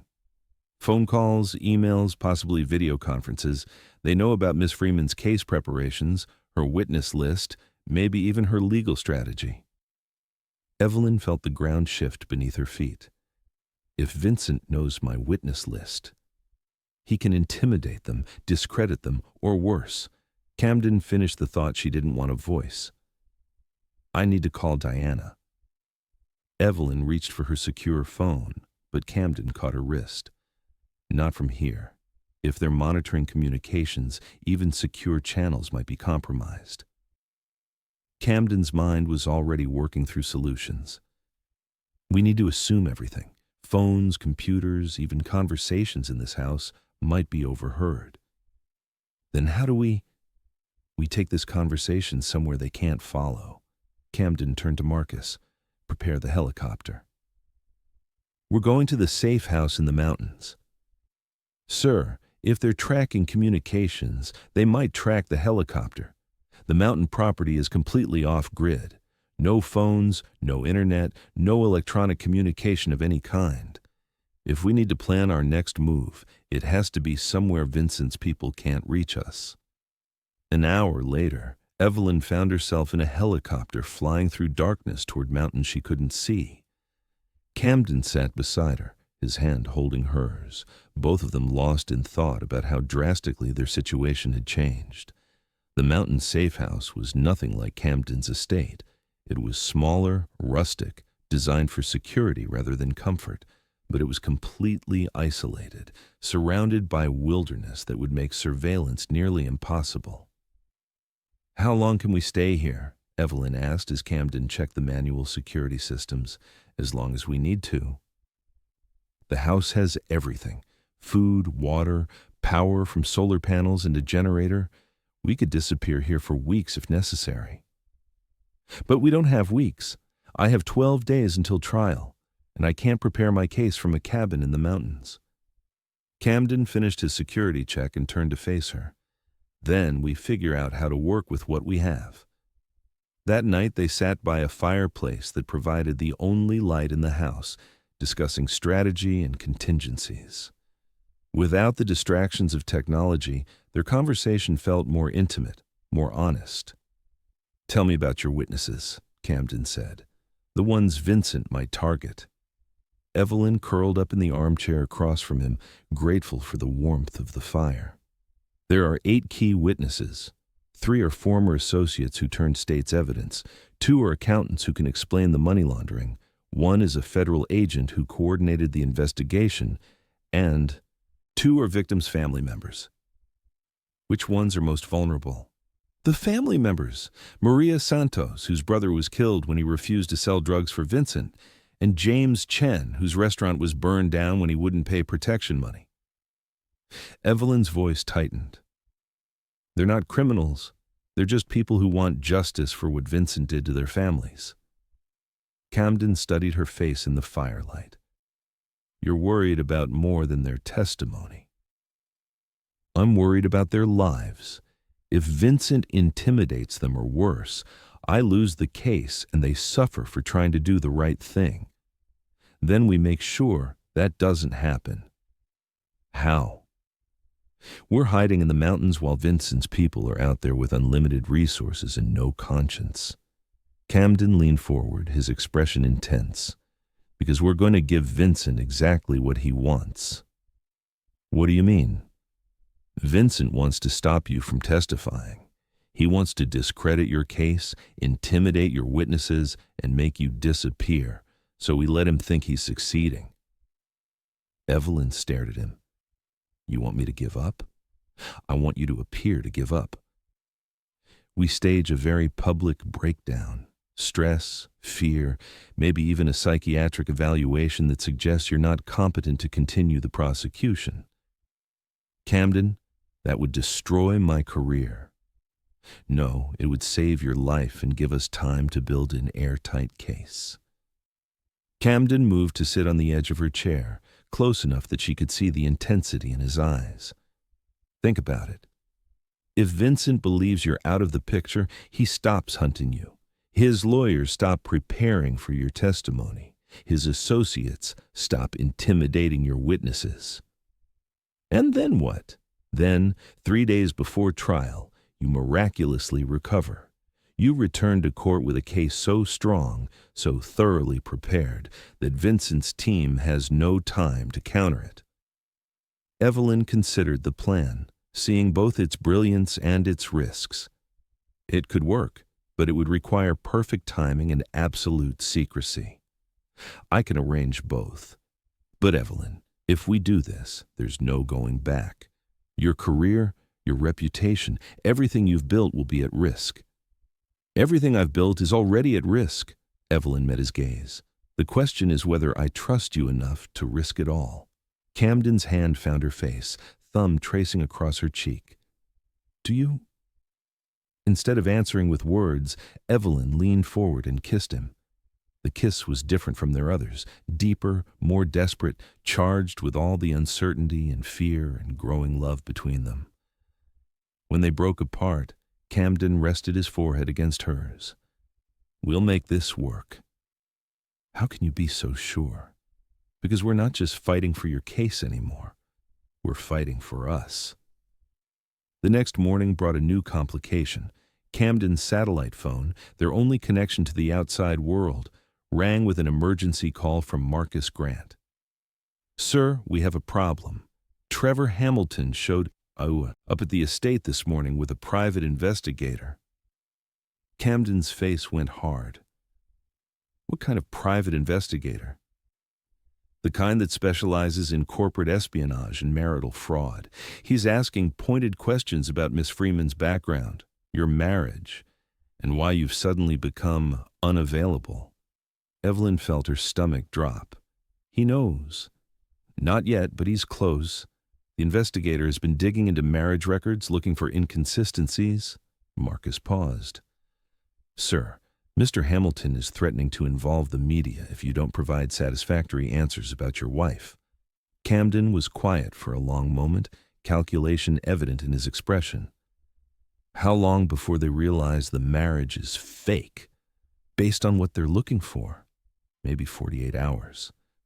"That's not enough time to implement the breakdown strategy," Evelyn said quietly. Camden turned to her, seeing the fear she was trying to hide. "Then we accelerate everything." "Camden, we can't." "Yes, we can. We call Diana Kim, tell her you've had a complete breakdown due to stress and threats.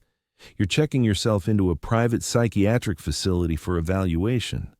The prosecution gets postponed while they find another attorney to take over the case." "And then what?" "Vincent wins. His victims get no justice, and I disappear into witness protection forever. And then Vincent gets overconfident, his security relaxes, and we catch him off guard with evidence he doesn't know we have." Evelyn stared at Camden, seeing determination in his eyes that matched her own. "What evidence?" Camden's smile was sharp, dangerous. The kind that a tech billionaire with unlimited resources and a personal grudge against organized crime might have been gathering for months. "You've been investigating Vincent on your own?" "I've been investigating everyone who poses a threat to people I care about. Vincent Torino just moved to the top of that list."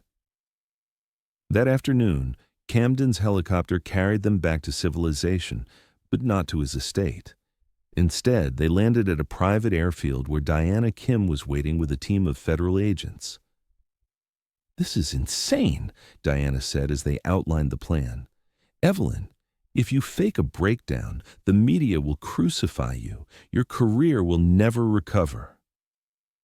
"My career won't matter if I'm dead." Evelyn's voice was steady, resolved. "And if Vincent walks free, how many more people will die?" Diana looked between Evelyn and Camden, clearly seeing the connection between them. "This isn't just about the case anymore, is it?" "No," Camden said simply. "It's not." "Agent Kim," Evelyn continued, "I need you to trust me. Can you get the trial postponed if I check myself into psychiatric evaluation?" Diana was quiet for a long moment. "Maybe. But Evelyn, once you do this, there's no guarantee the judge will let you back on the case. Then I'll have to convince him I'm competent when the time comes. And if Vincent's people try to reach you at the facility..." Camden stepped closer to Evelyn, his presence protective and reassuring. "They won't be able to find her. I'm arranging care at a private facility under an assumed name. As far as the world knows, Evelyn Freeman has disappeared completely." 3 hours later, Evelyn sat in a nondescript sedan while Camden finished arrangements with the psychiatric facility director. Through the window, she could see reporters gathering outside the federal courthouse, having somehow learned about her breakdown. "Second thoughts?" Camden asked as he got back in the car. 1,000 of them." Evelyn looked at him, memorizing his face. "This plan requires us to be separated for over a week. No contact, no communication, no way to know if the other is safe." Camden's hand found hers, fingers intertwining. 1 week. Then we emerge with everything we need to destroy Vincent Torino and build the life we want together. "What if something goes wrong?" "Then we adapt. But Evelyn, I need you to know something." Camden's voice was serious, intense. "Whatever happens in that facility, whatever the media says about you, whatever doubts you have, I'll be waiting for you, not because you're part of a case or a protection detail, but because I love you." Evelyn felt tears prick her eyes. "I love you too." Camden's kiss was fierce, desperate, tasting of promises and hope and the fear of everything they were about to risk. "1 week," he whispered against her lips. "1 week," she agreed. Evelyn and Camden are both trying to protect each other, but sometimes love means being vulnerable enough to let someone else take risks for you. Have you ever had to choose between protecting someone and trusting them to make their own choices? Share your thoughts in the comments, and don't forget to subscribe for tomorrow's conclusion. The psychiatric facility was exactly what Camden had promised: discreet, secure, and completely isolated from the outside world. Dr. Sarah Martinez, the facility director, was a woman in her 50s who understood the delicate balance between genuine care and necessary deception. Miss Freeman will be registered under an assumed name, Dr. Martinez explained as they completed the intake process. "As far as anyone knows, including my staff, she's here for stress-related anxiety and depression following workplace trauma." "How long can you keep her here?" Camden asked. "As long as necessary for her recovery." "Given the circumstances, I'd recommend a minimum 10-day evaluation." Evelyn nodded, though every instinct rebelled against the idea of hiding while Vincent's people roamed free. "What about communication with the outside world?" "None. That's part of the treatment plan.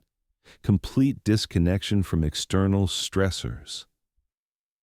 Dr. Martinez looked between Camden and Evelyn, clearly sensing their personal connection. "I'm sorry, Mr. Rhodes, but visits aren't permitted during the evaluation period." Camden's jaw tightened, but he nodded. "I understand." As they and Sharpa prepared to say goodbye, Camden pulled Evelyn aside for a private moment. "Remember, this isn't real. The breakdown, the evaluation, the media coverage, none of it defines who you are. What if I can't come back from this? What if the damage to my reputation is permanent?" Camden's hands framed her face, forcing her to meet his gaze. "Then we build something new together." "Your worth isn't determined by your career, Evelyn. It's determined by who you are. Brilliant, brave, uncompromising in your pursuit of justice. And if Vincent discovers the plan, he won't. By the time he realizes what's happening, it will be too late." Camden's voice carried absolute confidence. "Trust me." "I do." Their final kiss tasted of goodbye and promises, of love that had grown strong enough to survive separation and deception. As Camden left the facility, Evelyn watched from her window until his car disappeared from sight. Then, she turned to face a week of isolation, of pretending to be broken while secretly preparing for the fight of her life. Outside, the world believed that Prosecutor Evelyn Freeman had suffered a complete breakdown under the pressure of Vincent Torino's threats. But inside the quiet walls of the psychiatric facility, she was planning Vincent's downfall with a precision that would have made her mentor, Judge Patricia Wells, proud. The game was far from over. In fact, it was just beginning. Chapter 5. 7 days of isolation had never felt so long. Evelyn sat in her sterile room at the psychiatric facility, surrounded by legal documents Camden had somehow smuggled to her through Dr. Martinez. The irony wasn't lost on her. She was preparing the most important case of her career, while the world believed she'd suffered a complete mental breakdown. The media coverage had been brutal but effective. Headlines screamed about the Ice Queen prosecutor's meltdown and federal lawyer cracks under pressure. Legal analysts debated whether the Vincent Torino case could proceed without its lead prosecutor. Most concluded it couldn't, which was exactly what they needed Vincent to believe. "Miss Freeman," Dr. Martinez knocked gently on the door. "You have a visitor." Evelyn looked up sharply. "That's not possible. The no-contact order. This gentleman has federal credentials. Agent Diana Kim." Diana entered wearing an expression that managed to convey both relief and frustration. "You look terrible." "Thank you, that's the point." Evelyn gestured to her appearance: unwashed hair, dark circles under her eyes, the general demeanor of someone barely holding on to sanity. "How's the outside world?" "Buying it completely." Vincent's lawyers have filed 3 motions to dismiss based on prosecutorial incompetence. His associates have relaxed security. Even Trevor Hamilton stopped asking questions about Camden's mysterious wife.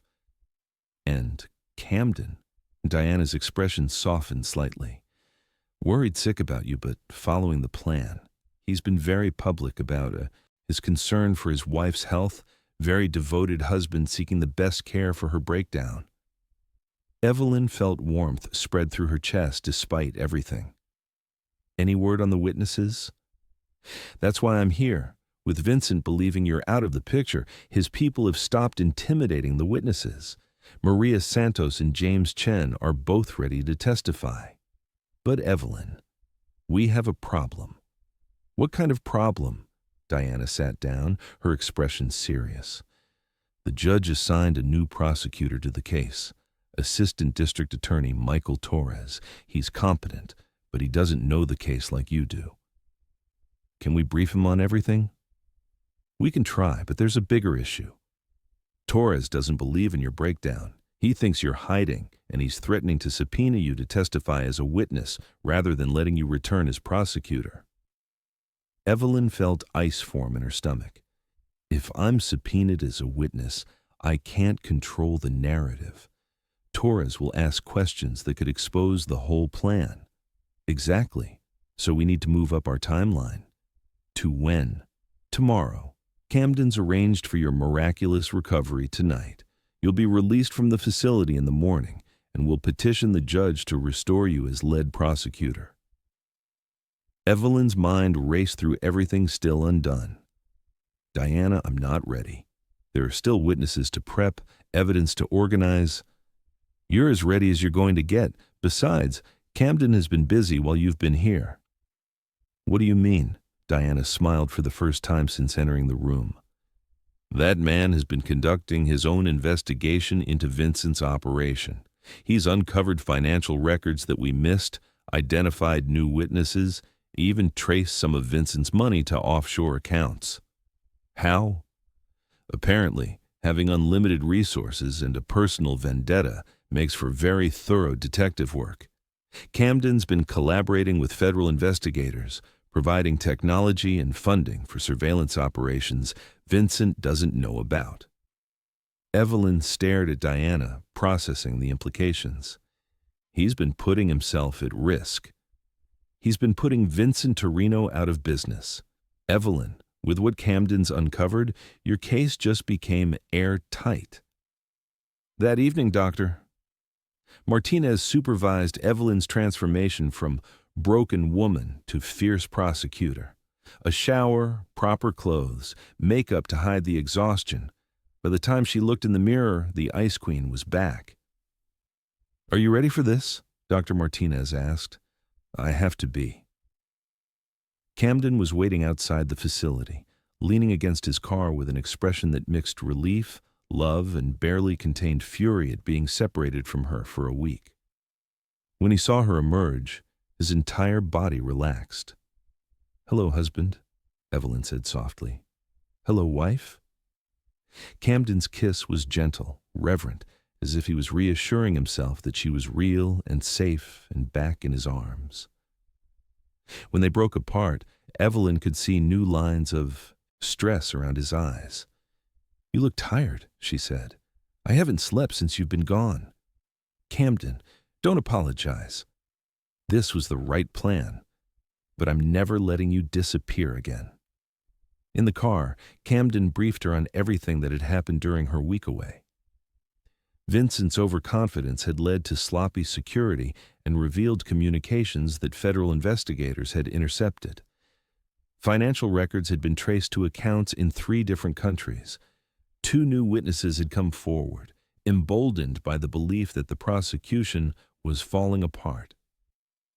"Vincent thinks he's won," Camden explained as they drove through the city. His lawyers are already planning victory celebrations. He's made mistakes because he believes you're no longer a threat. And tomorrow? Tomorrow you walk into that courtroom and destroy him with evidence he doesn't know exists. The federal courthouse was surrounded by media when they arrived the next morning. Evelyn could see reporters positioning themselves to capture her return, legal analysts prepared to dissect her every move. "Ready?" Camden asked. "Ready?" Evelyn stepped out of the car with her head high, her expression composed, every inch the prosecutor who had built a career on being unbreakable. Camera flashes exploded around them as Camden walked beside her, his hand at her back, protective and proud. "Miss Freeman, can you comment on your breakdown? Miss Freeman, are you competent to continue this prosecution? Miss Freeman, what does your husband think about your return to work?" Evelyn ignored them all, walking through the courthouse doors with the confidence of someone who owned the building. Behind her, she could hear the reporters' confusion as they tried to reconcile the broken woman they'd been covering with the fierce prosecutor who'd just walked past them. Judge Martinez's chambers were packed. Besides the judge, there was Assistant District Attorney Torres, Vincent's defense team, court officials, and federal agents. All eyes turned to Evelyn as she entered with Camden beside her. "Miss Freeman," Judge Martinez's voice was carefully neutral. "I understand you're seeking to resume your role as lead prosecutor." "Yes, Your Honor. I've been cleared by psychiatric evaluation and am fully competent to continue this case." Vincent's lead attorney Richardson stood immediately. "Your Honor, Miss Freeman has demonstrated clear instability under pressure. Allowing her to return to this high-profile case would be irresponsible." "Irresponsible would be denying the people of this city the prosecutor who knows this case better than anyone else in this room," Evelyn replied coolly. "I've spent 2 years building this case against Vincent Torino. No one is better qualified to see it through." "Miss Freeman," Ada Torres interjected, "I've been preparing to prosecute this case for the past week. I'm fully capable." "I'm sure you are, Mr. Torres, but with respect, capable and optimal are different things." Evelyn's courtroom persona was in full force now, commanding attention from everyone in the room.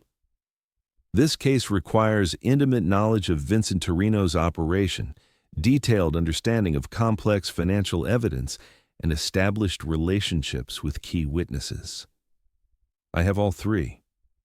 Judge Martinez studied her for a long moment.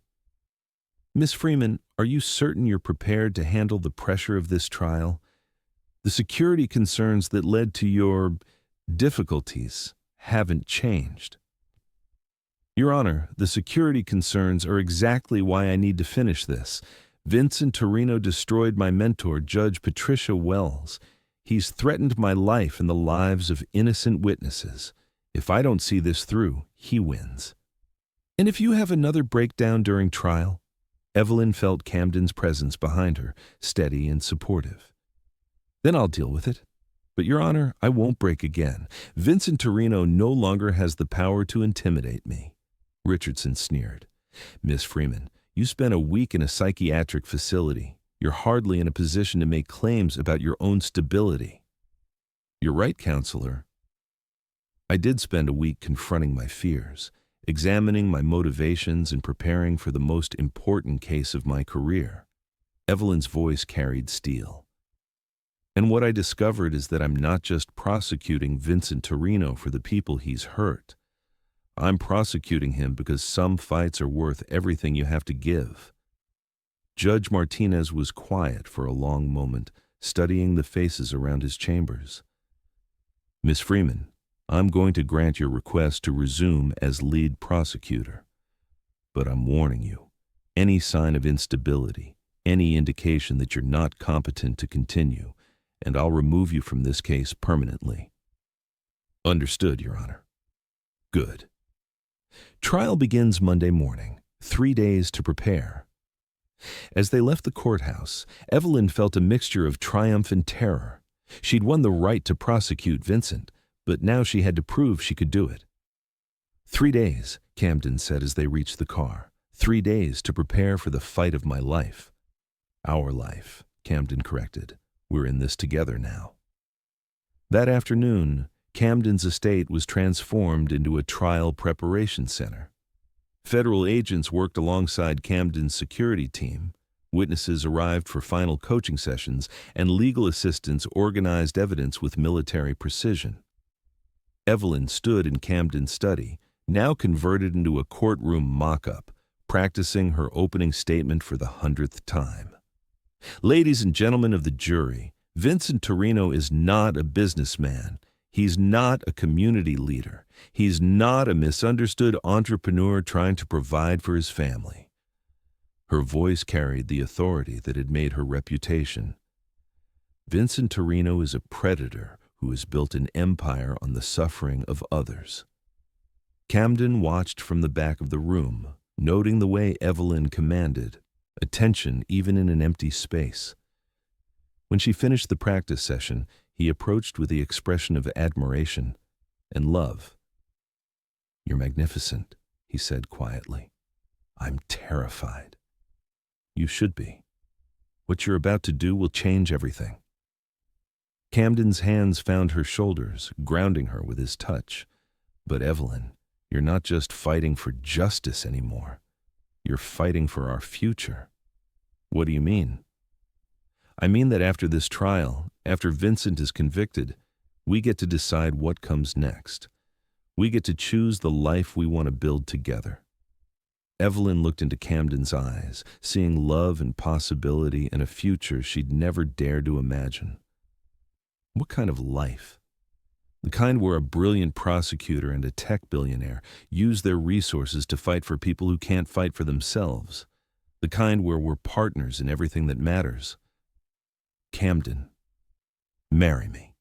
The words hung in the air between them, simple and profound and completely unexpected. "What? Marry me." For real this time. "Not because you need protection or I need a cover story, but because I love you and want to spend my life with you."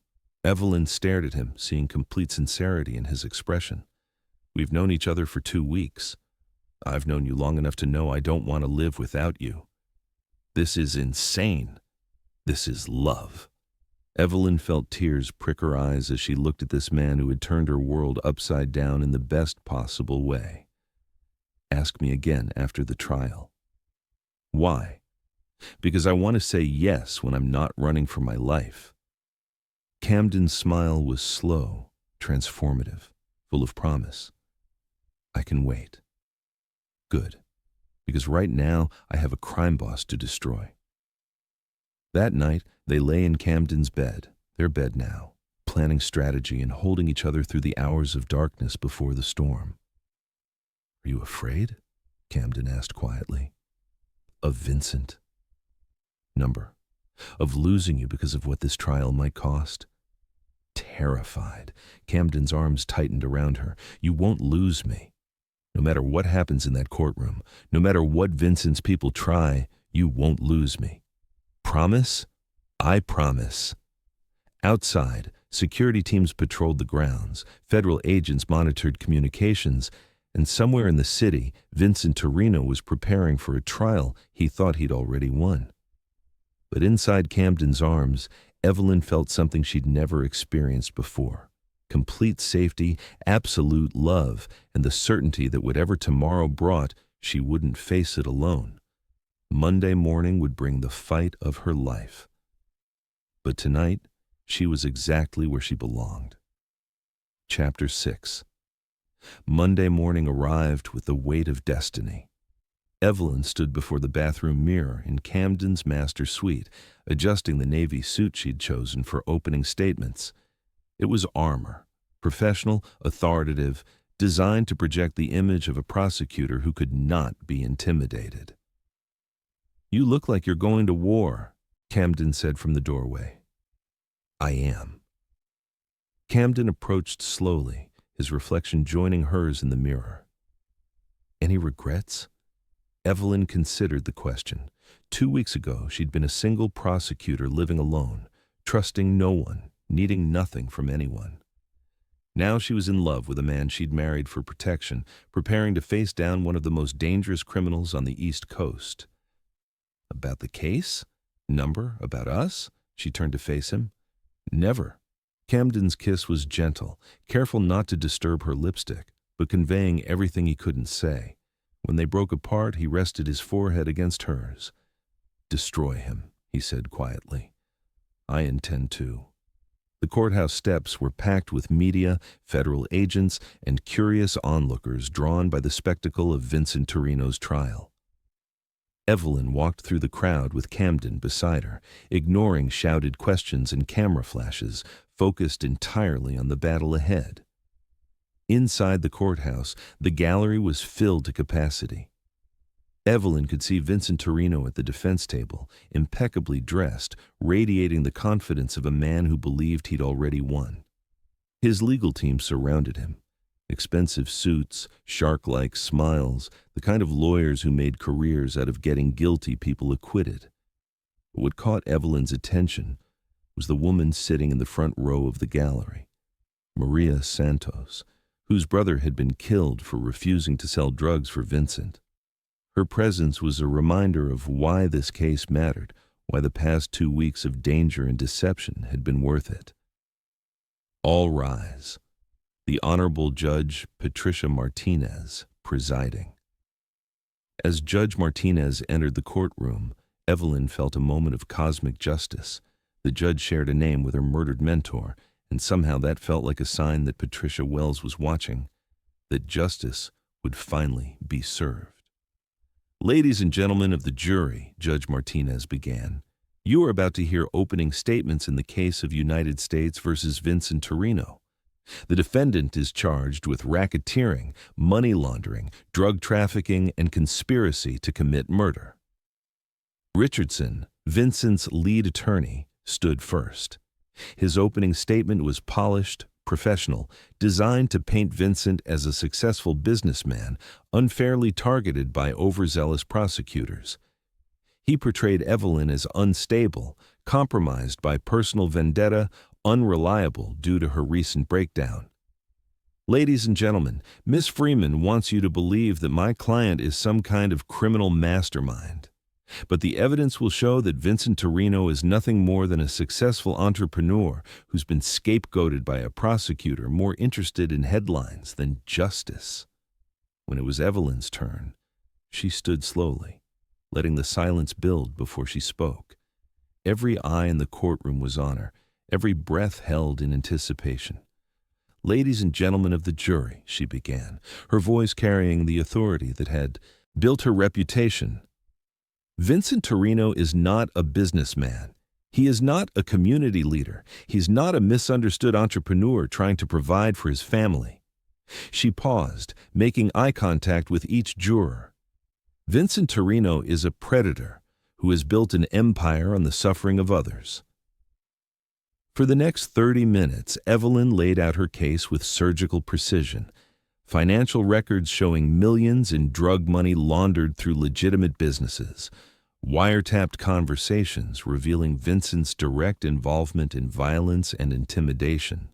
Witness testimony that would prove his guilt beyond any reasonable doubt. The defense will try to convince you that I'm unreliable, that my recent difficulties somehow invalidate the evidence against their client. Evelyn's voice grew stronger, more passionate. But I want you to remember something. This case isn't about me. It's about Maria Santos, whose brother was murdered for refusing to sell Vincent Torino's drugs. It's about James Chen, whose restaurant was burned to the ground for refusing to pay protection money. It's about every family that's been destroyed by Vincent Torino's greed. As Evelyn spoke, she could see the jury responding to her passion, her conviction. These weren't just legal arguments, they were moral imperatives, demands for justice that resonated in the deepest parts of human conscience. Over the next 2 weeks, you will hear evidence that proves Vincent Torino's guilt beyond any shadow of doubt. You will hear from witnesses who risked their lives to tell the truth. You will see financial records that trace blood money through a web of corruption and violence. Evelyn moved closer to the jury box, her voice dropping to barely above a whisper. "And when you've heard all the evidence, I'm confident you'll do what justice demands. Find Vincent Torino guilty on all charges." The trial proceeded with devastating efficiency. Evelyn called witness after witness, each one adding another layer to the case against Vincent, the financial expert who traced drug money through shell companies, the former associate who detailed Vincent's violent methods, the federal agent who explained the scope of the investigation. But it was Maria Santos's testimony that broke the courtroom open. "Please tell the jury about your brother, Roberto," Evelyn said gently. Maria's voice was steady despite the tears on her cheeks. "Roberto was a good man. He worked construction, supported his family, never hurt anyone. When Vincent Torino's people approached him about selling drugs, Roberto said no. What happened then? They threatened him. They said bad things would happen if he didn't cooperate. But Roberto, he was strong. He told them he would never poison his community. And then," Maria's voice broke, "they killed him, made it look like a gang shooting, but I knew. Everyone in the neighborhood knew. Cross Vincent Torino and you die." Richardson's cross-examination was brutal, but Maria held firm. Her truth was unshakable, her grief authentic. When she stepped down from the witness stand, there wasn't a dry eye in the courtroom. On the third day of trial, Camden testified about the surveillance equipment and security measures that had protected Evelyn during her stay at his estate. His testimony was meant to be routine, but Richardson saw an opportunity. "Mr. Rhodes, isn't it true that you and Miss Freeman were engaged in a romantic relationship during her stay at your property?" "Yes." "And isn't it true that this romantic involvement might have influenced Miss Freeman's judgment regarding this case?" Camden's voice was ice cold. "Miss Freeman's judgment regarding Vincent Torino was formed long before she met me. Her commitment to justice is what made me fall in love with her." "So you admit that personal feelings have influenced this prosecution?" "I admit that watching someone risk everything for justice made me respect and love her more than I thought possible." The judge sustained Evelyn's objection, but Camden's words hung in the air like a declaration of war against anyone who questioned Evelyn's integrity. By the end of the first week, Vincent's confidence was visibly shaken. His lawyers huddled in desperate conferences, searching for weaknesses in Evelyn's case. But the evidence was overwhelming, the witnesses credible, the financial records indisputable. On Friday evening, as they prepared for the second week of trial, Evelyn and Camden received an unexpected visitor. Trevor Hamilton arrived at the estate with Claire, his wife, and an expression that mixed curiosity with concern. "I think it's time we had that dinner," Trevor said without preamble. Camden and Evelyn exchanged glances. With the trial proceeding successfully, they could afford to maintain the fiction of their marriage for Trevor's benefit. Dinner was elegant, carefully orchestrated by Rosa, who was thrilled to finally show off the romantic connection she'd been nurturing. Trevor and Claire were charming, intelligent, clearly devoted to each other after 20 years of marriage.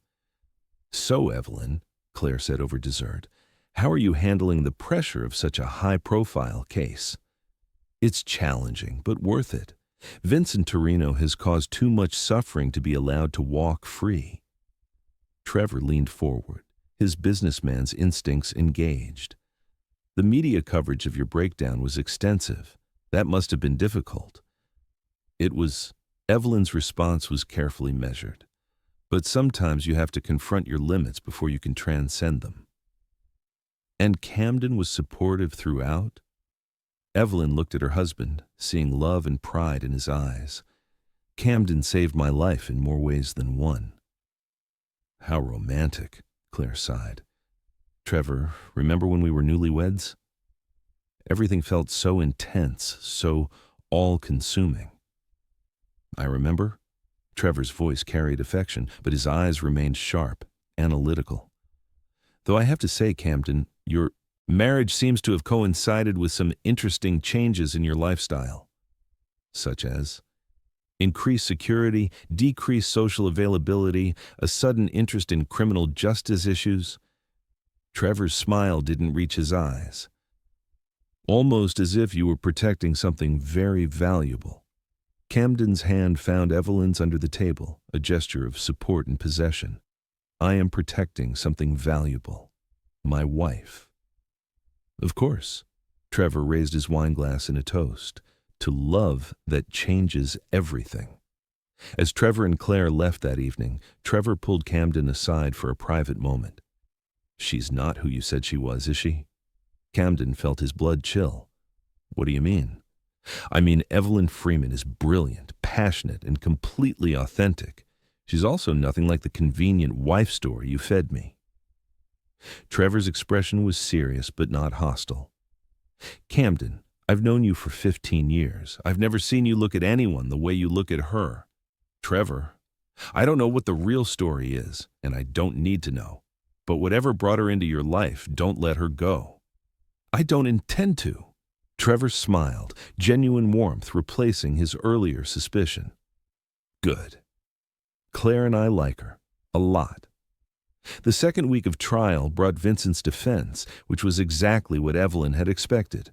Attacks on her character, questions about her mental stability, attempts to discredit her witnesses. Richardson was skilled, but he was fighting a losing battle against overwhelming evidence.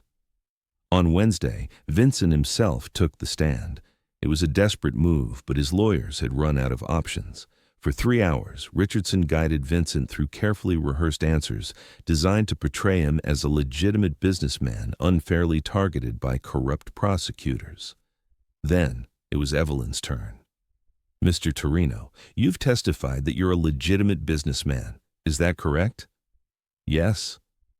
And yet, federal investigators found over $50 million in drug proceeds flowing through your various business accounts. Can you explain that? I have no knowledge of where that money came from. Evelyn moved closer to the witness stand, her voice taking on the edge that had made her reputation. You have no knowledge of money flowing through accounts you personally control? I delegate financial management to my accountants. I see. And these accountants of yours, 3 of them are now cooperating with federal investigators and have testified that you personally directed them to launder drug money. Are they all lying? Vincent's composure cracked slightly.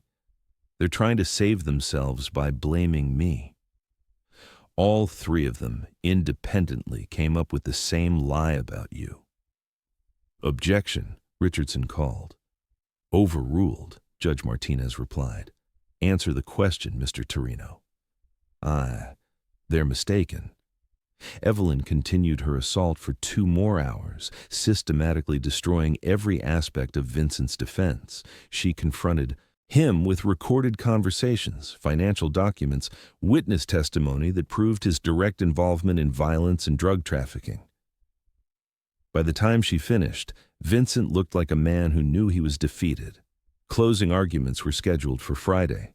Vincent's team made a desperate final attempt to convince the jury that the prosecution's case was built on the testimony of criminals trying to save themselves. But their arguments rang hollow against the mountain of evidence Evelyn had presented. When it was Evelyn's turn to deliver her closing argument, she stood before the jury with the confidence of someone who had fought the fight of her life and won. Ladies and gentlemen, over the past 2 weeks, you've heard evidence that proves Vincent Torino's guilt beyond any shadow of doubt. You've heard from his victims, from his former associates, from federal agents who risked their lives to gather evidence. Evelyn moved among the jurors, making eye contact with each one, her voice carrying the passion that had driven her throughout the trial. Vincent Torino wants you to believe that everyone is lying except him. He wants you to believe that 3 accountants, 4 former associates, 2 federal agents, and a dozen victims all conspired to frame an innocent businessman. She paused, letting the absurdity of that claim sink in. But you and I know the truth. Vincent Torino is guilty. guilty of destroying families, guilty of spreading poison in our communities, guilty of believing that money and violence could put him above the law. Evelyn's voice grew stronger, more passionate as she approached her conclusion. 2 weeks ago, Vincent Torino thought he had won. He thought he had intimidated me into silence, that his threats had broken my spirit, that fear would triumph over justice. She looked directly at Vincent, her voice carrying steel. He was wrong. Turning back to the jury, Evelyn delivered her final words with the conviction of someone who had found her life's purpose. Ladies and gentlemen, justice isn't just about punishing the guilty. It's about protecting the innocent, about ensuring that people like Maria Santos and James Chen can live without fear, about proving that in America, no one is above the law. Evelyn moved closer to the jury box, her voice dropping to barely above a whisper. Vincent Torino took my mentor from me. He threatened my life, destroyed families, poisoned communities. But he made one critical mistake. Her voice grew stronger. He underestimated the power of people who refuse to be intimidated. She straightened, her voice ringing with authority and conviction. Find him guilty. Find him guilty on all charges. Show Vincent Torino and every criminal like him that justice cannot be bought, cannot be intimidated, and will never, ever surrender. The jury deliberated for 6 hours. When they returned, their verdict was swift and decisive. Guilty on all charges, the courtroom erupted. Maria Santos wept with relief. Federal agents smiled with satisfaction. Reporters rushed to file their stories. But Evelyn only had eyes for Camden, who stood in the gallery with an expression of love and pride that took her breath away.